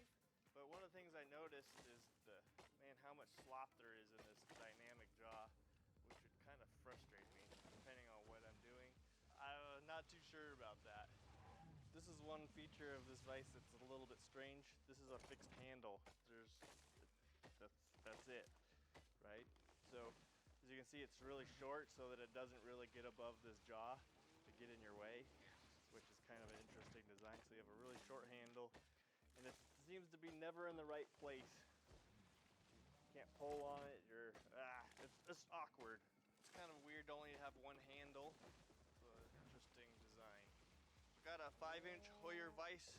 This is the most expensive vise that we're testing here. In Germany and Europe, you can find this vise for around $200, but here in the States, it's quite a bit more expensive. It has a really unique design. It has like this rail system. You can see it's machined, and then the screw is over the top. And the body, you see this nut comes through here, it squeezes on this rail, and that's what gives you your adjustment. And the way the jaws are held on are kind of unique too from the back, which I like so that the screws don't get damaged. Close to a 6 thread per inch spindle, so we should see pretty high clamping force with just the handle. This vise is made from forged steel, so this thing should be really strong and hard to break. This is a Wilton Tradesman here. The material is ductile iron, so this thing's going to be pretty strong. And this is a 5-inch jaw with a 5-inch opening, but what I noticed, that 5-inch opening, you got a lot of slop because this slide here is just barely in this tube. It has smooth jaws and a swivel base, and sheesh, this is a heavy duty swivel base. It doesn't have the pipe jaws inside, but I think you can add them. This one's going to be tough to beat. The material is ductile iron, so this thing's going to be pretty strong. Next up is... I do think it's important that people listen. It's definitely important to me. When I sat down... The Yoast 905 AS heavy duty bench vise. This is a 5-inch jaw. It's also made out of gray cast iron. It opens up to about 5 inches. The fit and finish is pretty loose, let's just say that. The spindle is loose in the dynamic jaw. It too approximately has 6 threads per inch. has a steel slide, which is kind of interesting. We'll see how it holds up. We got the Wilton Mechanics Pro. This is a pretty tried and true design, favored by lots. We have a 5-inch jaw, but only like a 4-inch opening, which is kind of disappointing. But we got hardened pipe jaws here on the inside and on the bottom, and also with a dual clamp swivel base. This is ductile iron. The one thing I do like about this vise is the fit and the finish and how tight the vise is pretty good. We got the Irwin swivel vise here. It has a 5-inch jaw and about a 5-inch opening. What's kind of cool about it is that it swivels in 2 directions. You got the swivel base, and then you have the swivel, so you can switch between pipe jaws or flat jaws. That is a little bit weird that it moves back and forth like that. This pin in here isn't too precise, and even when this jaw is fixed, got quite a bit of movement in the dynamic jaw. The backlash in the screw feels pretty good. This is made out of cast iron with a steel shaft, it looks like. And it looks like these jaws are removable or replaceable. Kind of interesting. Next up is the Prentice Bulldog vise. The vise is constructed of gray cast iron. The jaw opens to 8 inches. Funny story about this Prentice Bulldog here is I found this at a thrift store, saw that it had a crack in the tail slide here, which I knew that I could repair and fix, so I thought it was a good candidate for a restoration project. Upon further inspection, after removing all the caked on paint and grease, was that somebody has already repaired this vise. What I find unique about that is the handle is still intact. I anticipated this handle to be bent with a break like that. So seeing that this Prentice is not indestructible, I would still like to test it and see how this repair job held up, along if this crack in the tail slide does affect performance. The backlash is horrendous before the jaw actually moves, but this is something that you're going to have to deal with when you buy a used vise. You're going to deal with all these problems. But let's put it through the test anyway. We got a 5-inch Yost vise here. This is the ductile iron version, which is the top dog. It has these 2 gibs that are able to take the slop out of the tail. It has a pretty large opening for its jaw size. It also has 2 swivel clamps on here. Hardened steel ground jaws, looks like on the top. Overall feels pretty nice. It has pipe jaws in there also. But the one thing that's kind of weird is this backlash in the nut. That would kind of bug me a little bit. But it's made out of ductile iron, so this thing is gonna be tough to break. We got ourselves a Wilton here. We have a 5-inch jaw with only a 4-inch opening. This does have a swivel base. It's cast iron with a steel slide. What's fascinating is I'm really curious how they got this steel slide to mate with this cast iron dynamic jaw here. This is going to be interesting to see how this connection holds up. We do have a pipe jaw here and some serrated hardened jaws that are removable. Fit and finish is kind of what you'd be expected in this price range. The thread is also 6 threads per inch. Not too precision, but we'll see how it holds up in a strength test. Up next on the torture test is the Fireball tube vise. This is made out of 3x4 mild steel tube with 1/2-inch plate for the sides. This has a capacity of opening up to 16 inches. This has a 1-inch 8 thread pitch and thrust bearings on both sides of the handle, so it's really smooth to operate. Having the 8 threads per inch is a trade-off for clamping force versus speed, and I want clamping force in this design. The handle has dual speeds, fast, torque. This has a swivel base. The fit and finish is by far, I hate to say it, a lot better than one of the ones you can purchase. Is that biased by saying that? But it's the truth. It's just you're able to take the extra care in building a vise than purchasing one sometimes. It's gonna be a shame to break it. This is definitely a tool crime, but I wanna discover where the weaknesses are in a design like this. And the only way to do that is to literally break the vise. If you'd like to see how I built this vise, I have a video on it and I'll leave a link in the description below. The first test is designed to just see how much clamping force the vise can produce with just the. Want to quit your day job? Become a pro streamer. Want to become a pro streamer? Get your panels, overlays, banners, emotes, and more at the Fiverr Trade Store. This is Tyler. Tyler, with Grammarly's help, is writing an email to his boss, Anita. Handle. Next up is the Harbor Freight Central Forge. Okay, maximum force by hand is 64.26. Up next is the DeWalt.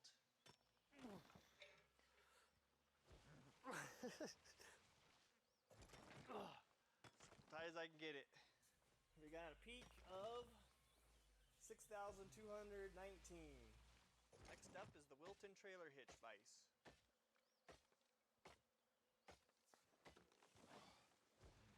I can't get any more than that. Where did it peak at?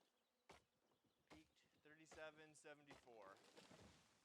Next up is the Hoyer.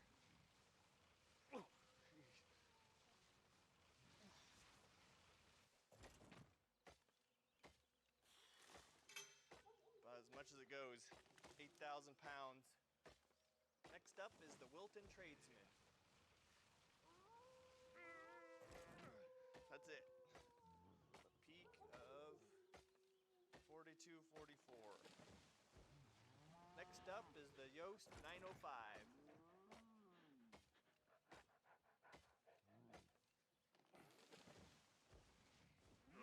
Okay, best I could do. Peak 57.84. Next up is the Wilton Mechanics Pro.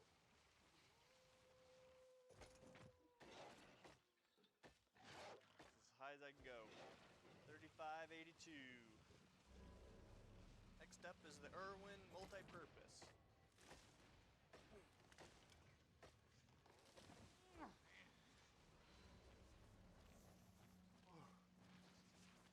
High as I can get it by hand. So that's 7,258 pounds with just the handle. Next up is the Prentice Bulldog. As tight as I can get it. We peaked at 11,195. Next up is the Yoast ADI.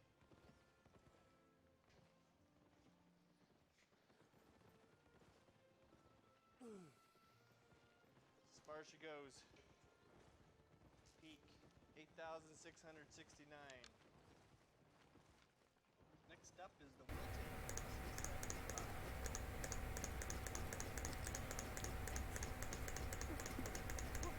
Already breaking. That's it.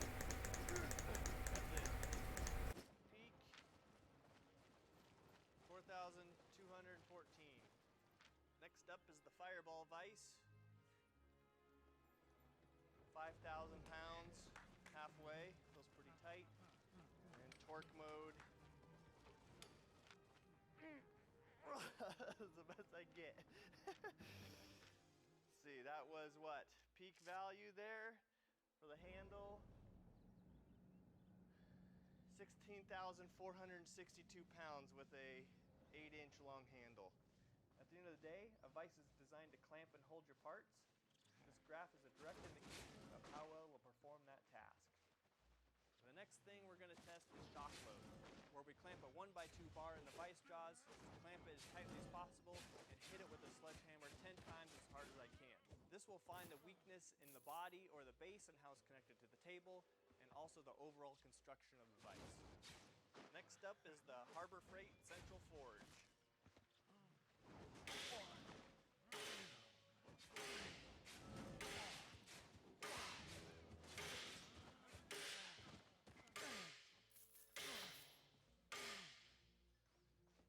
The jaws are all loose now, but it survived. There is some Bondo that started to chip off on the side of where it was painted. Paint came off the back, but overall it survived. Up next is the DeWalt.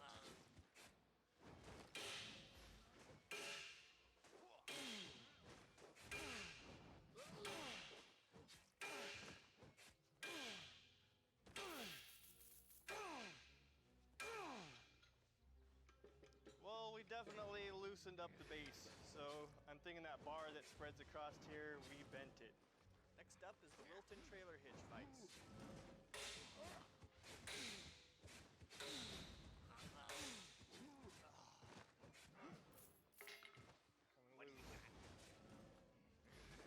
Coming loose. Set something up. Ready?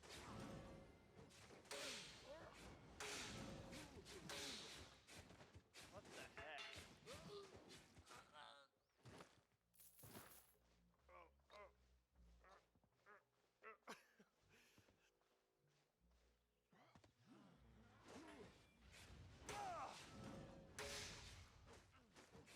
Stupid thing. Stay tight. And I might have already bent it. This jaw, how it's attached to this sliding tube is the mechanical connection there is failing. And right now the handle is really tough. I didn't even get to 10 hits. And every time I hit it, it would just loosen up on me. But I think you can take the failure. You can see something separating there. It's bending. Next up is the Hoyer.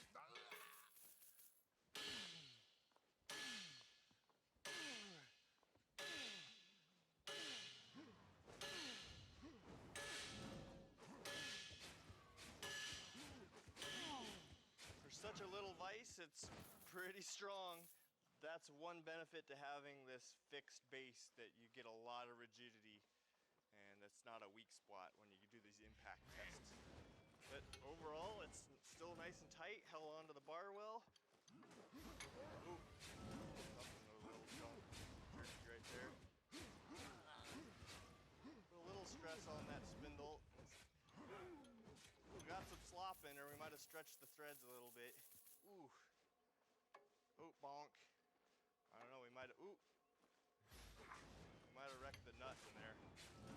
Next up is the Wilton Tradesman.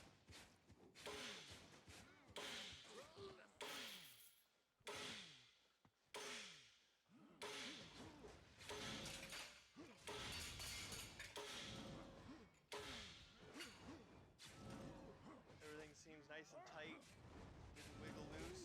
It's obviously designed with the intent of hammering. Nicely done. Next up is the Yoast 905.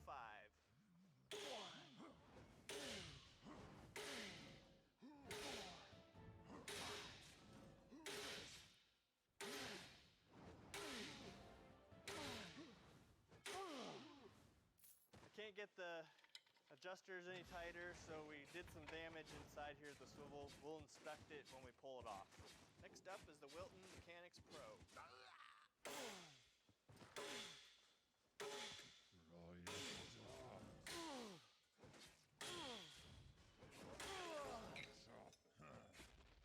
Well, the strap broke.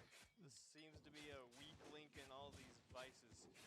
Man, so when it comes time to purchase one, flip it over, see what the strap looks like, and that will tell you this is not a vice to be hammering on. Next up is the Irwin Multi-Purpose.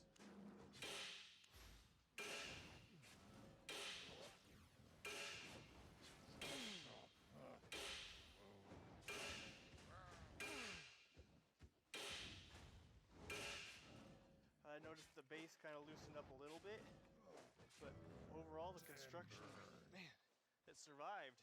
The bar held in the jaws pretty good. It's about as loose as it was before. I think we're ready to move on to the next test. Next up is the Prentice Bulldog.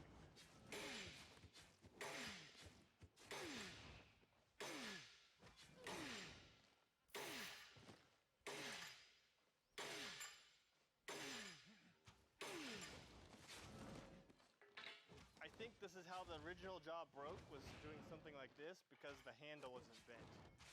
So I was kind of halfway expecting the jaw just to pop back off, but the repair held. This is why we love old vices like this. They just are stout, and not having that swivel base really just contains all that power. I can tell when I was hitting this bar that it was just pretty solid. So this is why these old vices have such a good reputation. Next up is the Yoast 80i.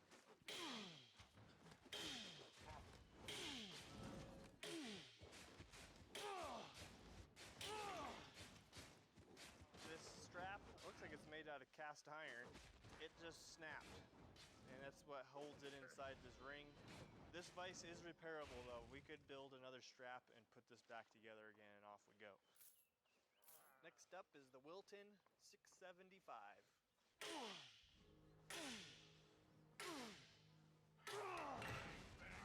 We had a catastrophic failure, what, 4 hits and the vise broke. If you look at the way it's designed, this is all empty right here, and then it's just bolted down with this one pin. So of course it's gonna break. But I think we can still proceed with a test, strength test. The clamping force, I'm gonna undo this base and bolt this body right to the base plate, and we'll see how well it clamps. Next up is the Fireball vise.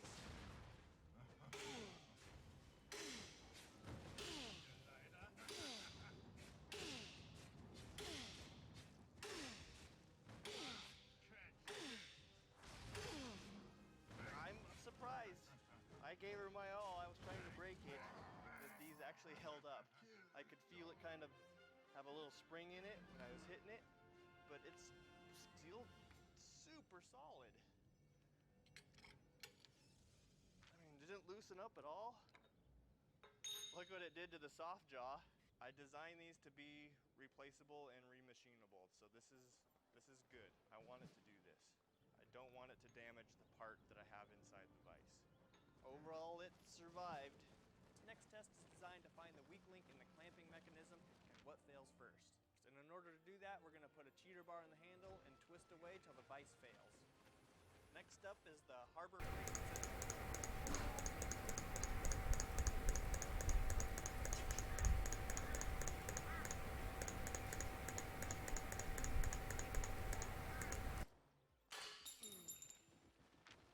Look what failed.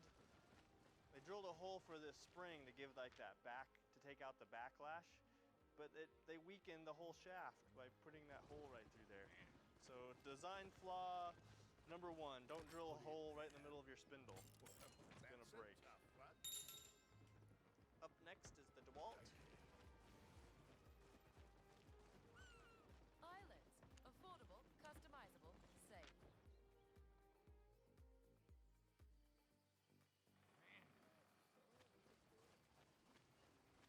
$270.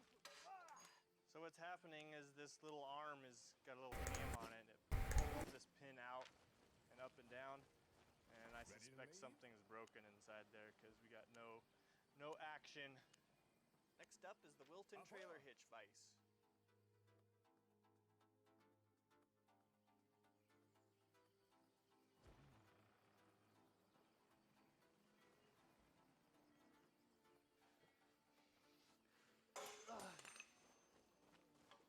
Peaked out at 48.79. Woohoo! Big numbers from the Wilton trailer hitch vise. Snapped off right at the spindle.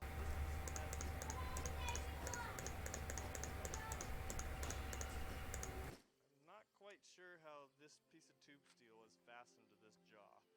The jaw feels really strong.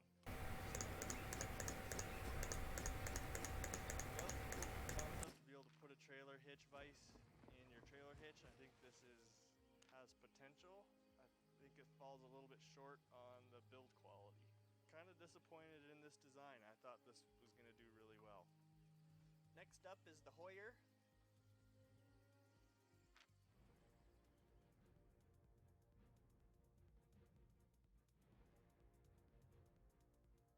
Even at 10,000 pounds, it's spreading this base apart, and it's actually touching the table and wedged up against the tail. So I don't know how tight you have to have this for it to not do that. We're at 190 foot-pounds, 215.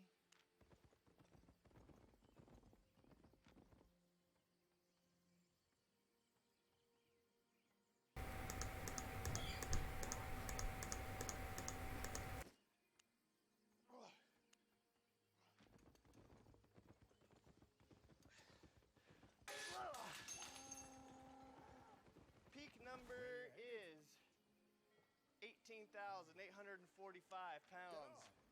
It broke up here. Looks like this spindle is hardened by looking at the grain structure. Yeah, it's locked up. Bent are good. Next up is the Wilton Tradesman.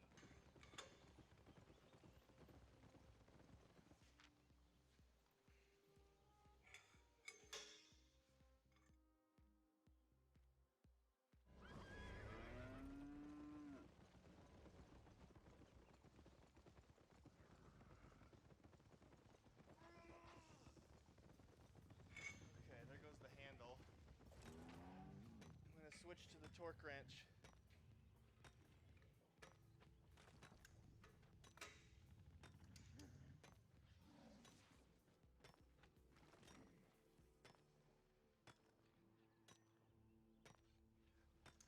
A lot of twisting going on. Oh, clamping force is going down. We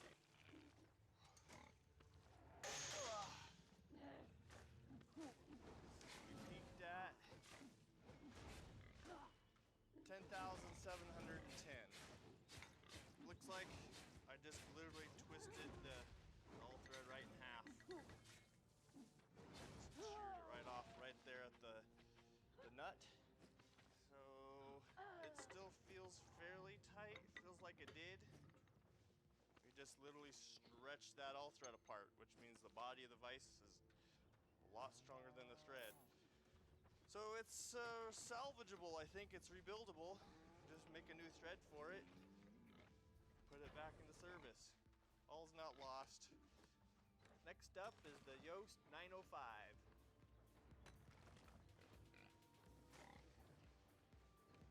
128, 127 foot-pounds.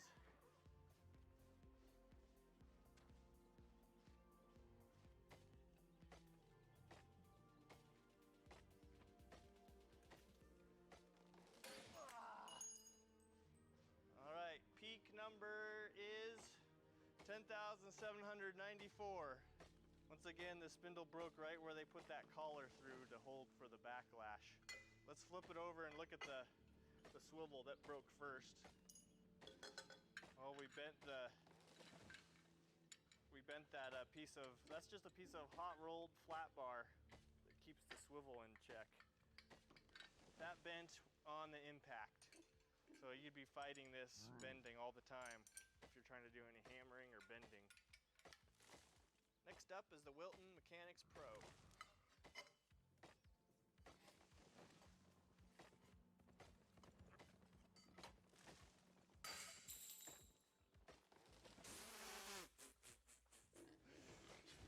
Okay, let's see what it peaked out at. 6,807 pounds. The handle snapped off. The spindle broke right where they put that pin through. Man, look at so weak. That's a huge design flaw. Do not put pins in spindles. Next up is the Irwin Multi-Purpose. That's already 180 foot-pounds. Something's already breaking, feels like.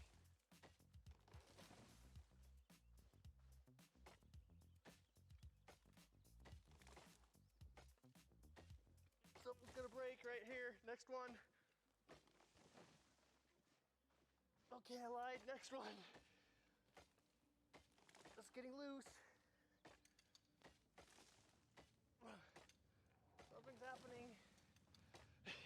Did I say that already? Something's giving.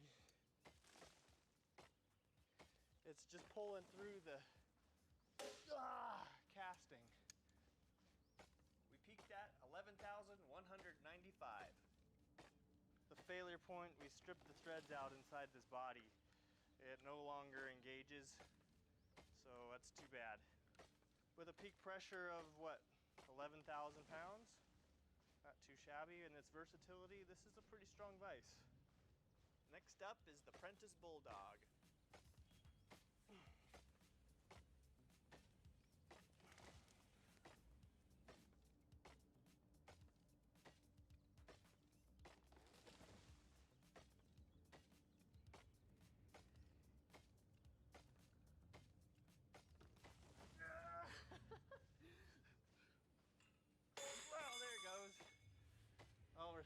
threads out. Peak value, 15,987 pounds. Ooh, that is so crunchy. Ooh. Literally sheared that nut off. See, there it goes. Sheesh, but look how much nut engagement there is on these old things. Man, that's 3.5 inches easy thread engagement. Whew, gave me a workout. Put a new spindle in here. Man, this baby's good as new. Built a new block for it, put it back to work. Next up is the Yoast 80i.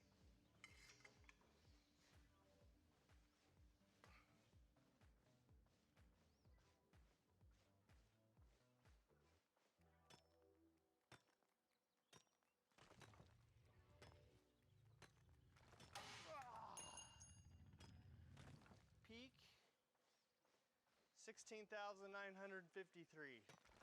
All right, we broke the screw right there at the head, right where they necked it down, and it found the weak link and snapped it off. I think with a new strap across the base, a new spindle, this thing could be put back to work again. Next up is the Wilton 675. 150 foot-pounds.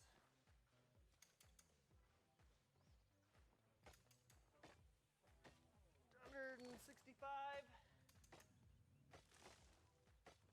170. Peak is 5,989. Looks like we got another spindle failure, right? The very last thread twisted it right off. And that's like 4 threads per inch, so that's one of the reasons why the power was so low. Next up is the Fireball vise.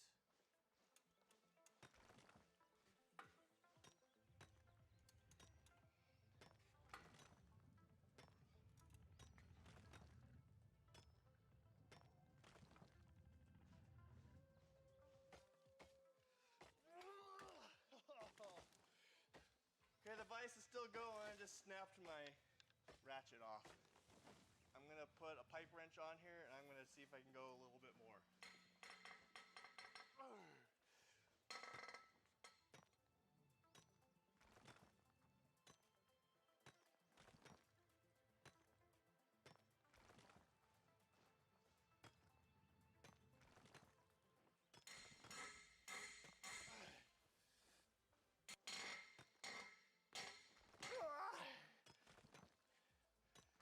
Okay, I think that's it. Let's see where we peak. 40,557. Holy smokes, I'm pitting out, sweating all over the place. This vise has given me a huge workout trying to break it. Starting to bow this jaw right here from that pressure point of the meter. It's not spread over a large distance. So here's the thing, it's a little bit gritty. It's not as smooth as it once was. I'm wondering if it's this bearing inside here. It's a little bit chewed up. But it still opens and it still functions. None of these other vices could do that. Dude, guys, this is made with just parts around the shop. It's freaking incredible. I am literally blown away. I'm really curious to see what failed inside the vise. So let's pop this cap off.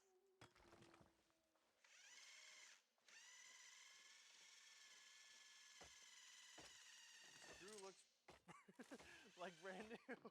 Okay, that's awfully weird. I mean, it still feels pretty dang good. So here's what I think happened. These 2 jam nuts were contacting this plate inside this tube, and it was grinding, and it loosened up, causing friction. So I don't know quite why it made contact. Either something kind of bent inside there, but I think if I take these nuts back to the grinder and grind them down a little bit, it will work just like new. But what do I learn from all this carnage? If I go to purchase a vise, well, I'm going to be looking for a vise that has the largest spindle diameter possible and the finest pitch thread. That's going to give me my most clamping force. And also, I'm going to avoid a swivel base. I think that is a common failure that I've seen in all of these if it's not designed properly. Just out of curiosity, this is going to be a little bonus clip to see what this Starrett 924 clamping pressure is. I'm really curious. peaked out at 6,300. Oh, this is the one thing I hate about these vices too. There's no bearing in the spindle, so it's just as hard to get loose as it is to tighten. One more vise I want to test here in the shop is the milling machine vise. I'm going to first test it with this little half Z handle that I like and I use 99% of the time, and then we'll switch to the long handle and see what the force is.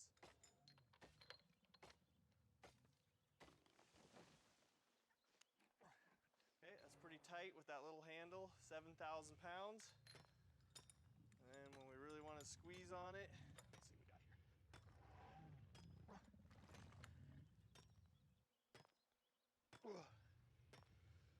14,000. This is always fun to test this kind of stuff. I always find it interesting, so hope you guys enjoyed this. I'd like to know what your guys'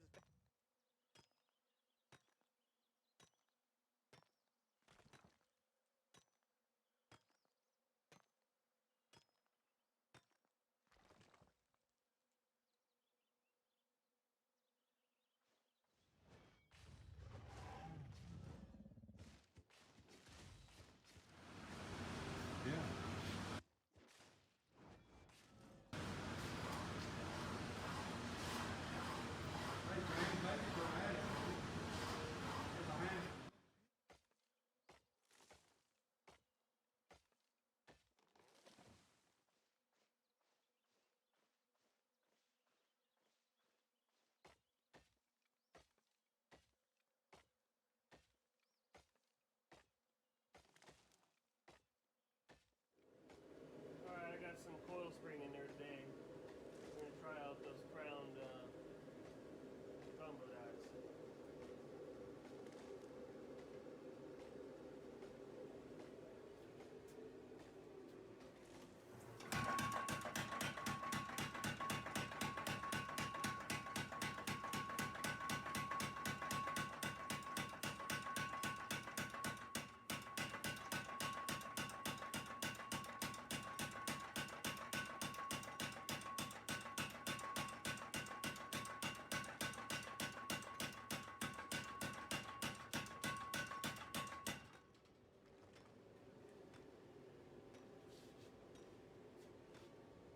See that okay?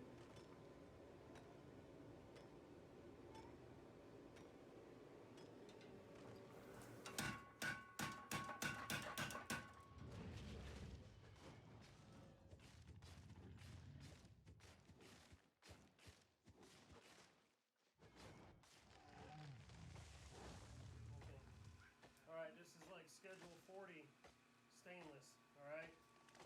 Here's what my regular hammer can do. Ready? Alright. Just dented the outer surface. Thick.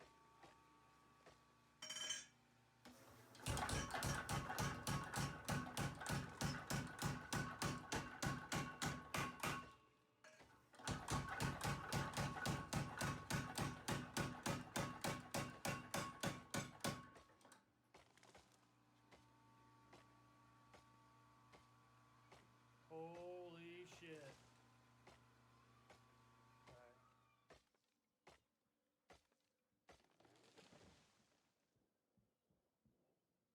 Having somewhere comfortable to sit outside. But there are two big problems with traditional outdoor sofas. First, they're really expensive. I do think it's important that people listen. It's definitely important to me. When I sat down to give you a call, I expected that I would be on hold for a long time, so I thought I would feed my son and have him entertained by the time somebody actually picked up the phone. Especially if you want something made out of nice materials like real wood. And two, the upholstery is always filthy. So when I decided to build myself a new outdoor sofa, I would tackle those two problems.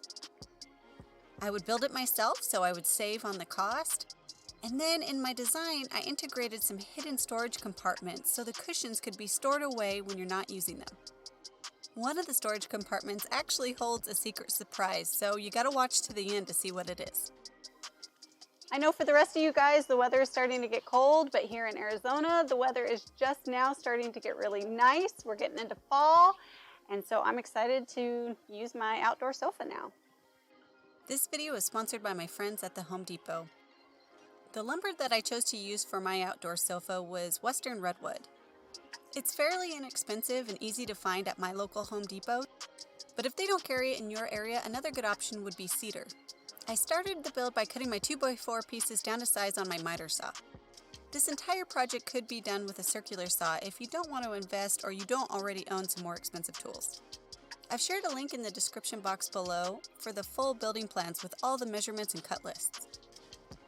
The first portion of the sofa that I tackled is the seat area. The plan was to create a frame that would support some 2x4 slats that would hold up the cushions. I created 4 supports, which I'm calling stringers, that would run from the front to the back of the seat with grooves cut so the slats could sit flush. I think this would be technically a lap joint, not a half lap, but just a lap joint. Let me know if that's correct in the comments below. To make the process a lot quicker as well as more accurate, I decided to gang cut all the grooves in the stringers at the same time. This meant I clamped all 4 boards together and made a mark across the top. I shaded the area to be removed with a pencil, just so I wouldn't make a mistake when it came time to cut it. I set the depth of my circular saw blade at 1.5 inches, the same thickness as my seat rails. I then used a speed square to help me make repeated perpendicular cuts in the area that needed to be removed. I made repeated passes, leaving only about 1/8 inch of material between each cut. I found I had to use a couple of scrap support blocks to make sure I notched those end pieces all the way to the edge. Next, I got to knock out all the waste material. This is by far my favorite part about cutting joinery with a circular saw. It's so satisfying. It's like finding that chip in the bag that's accidentally stuck together with like 3 other chips. It's so crunchy. I just love it. I then followed up with a chisel and some sandpaper just to get the joint area nice and smooth and flush. So while I got you, you should totally be following me on Instagram. It's where I'm the most active and I like to share all the behind the scenes goodies. When I removed the clamps, I had 4 identical stringers with the grooves cut in the exact same locations. Time to begin the seat assembly. I evenly spaced the stringers between longer rails, and this is where I made my first mistake on the build. I accidentally placed my outer stringers all the way to the furthest ends of the rails. To attach all the wood pieces of this project together, I used an outdoor waterproof glue and outdoor safe deck screws. I worked really hard on this project, and I don't want it to start rusting and falling apart from being outside. I pre-drilled into the softwood to help prevent splitting and then drove 3-inch screws to hold everything together.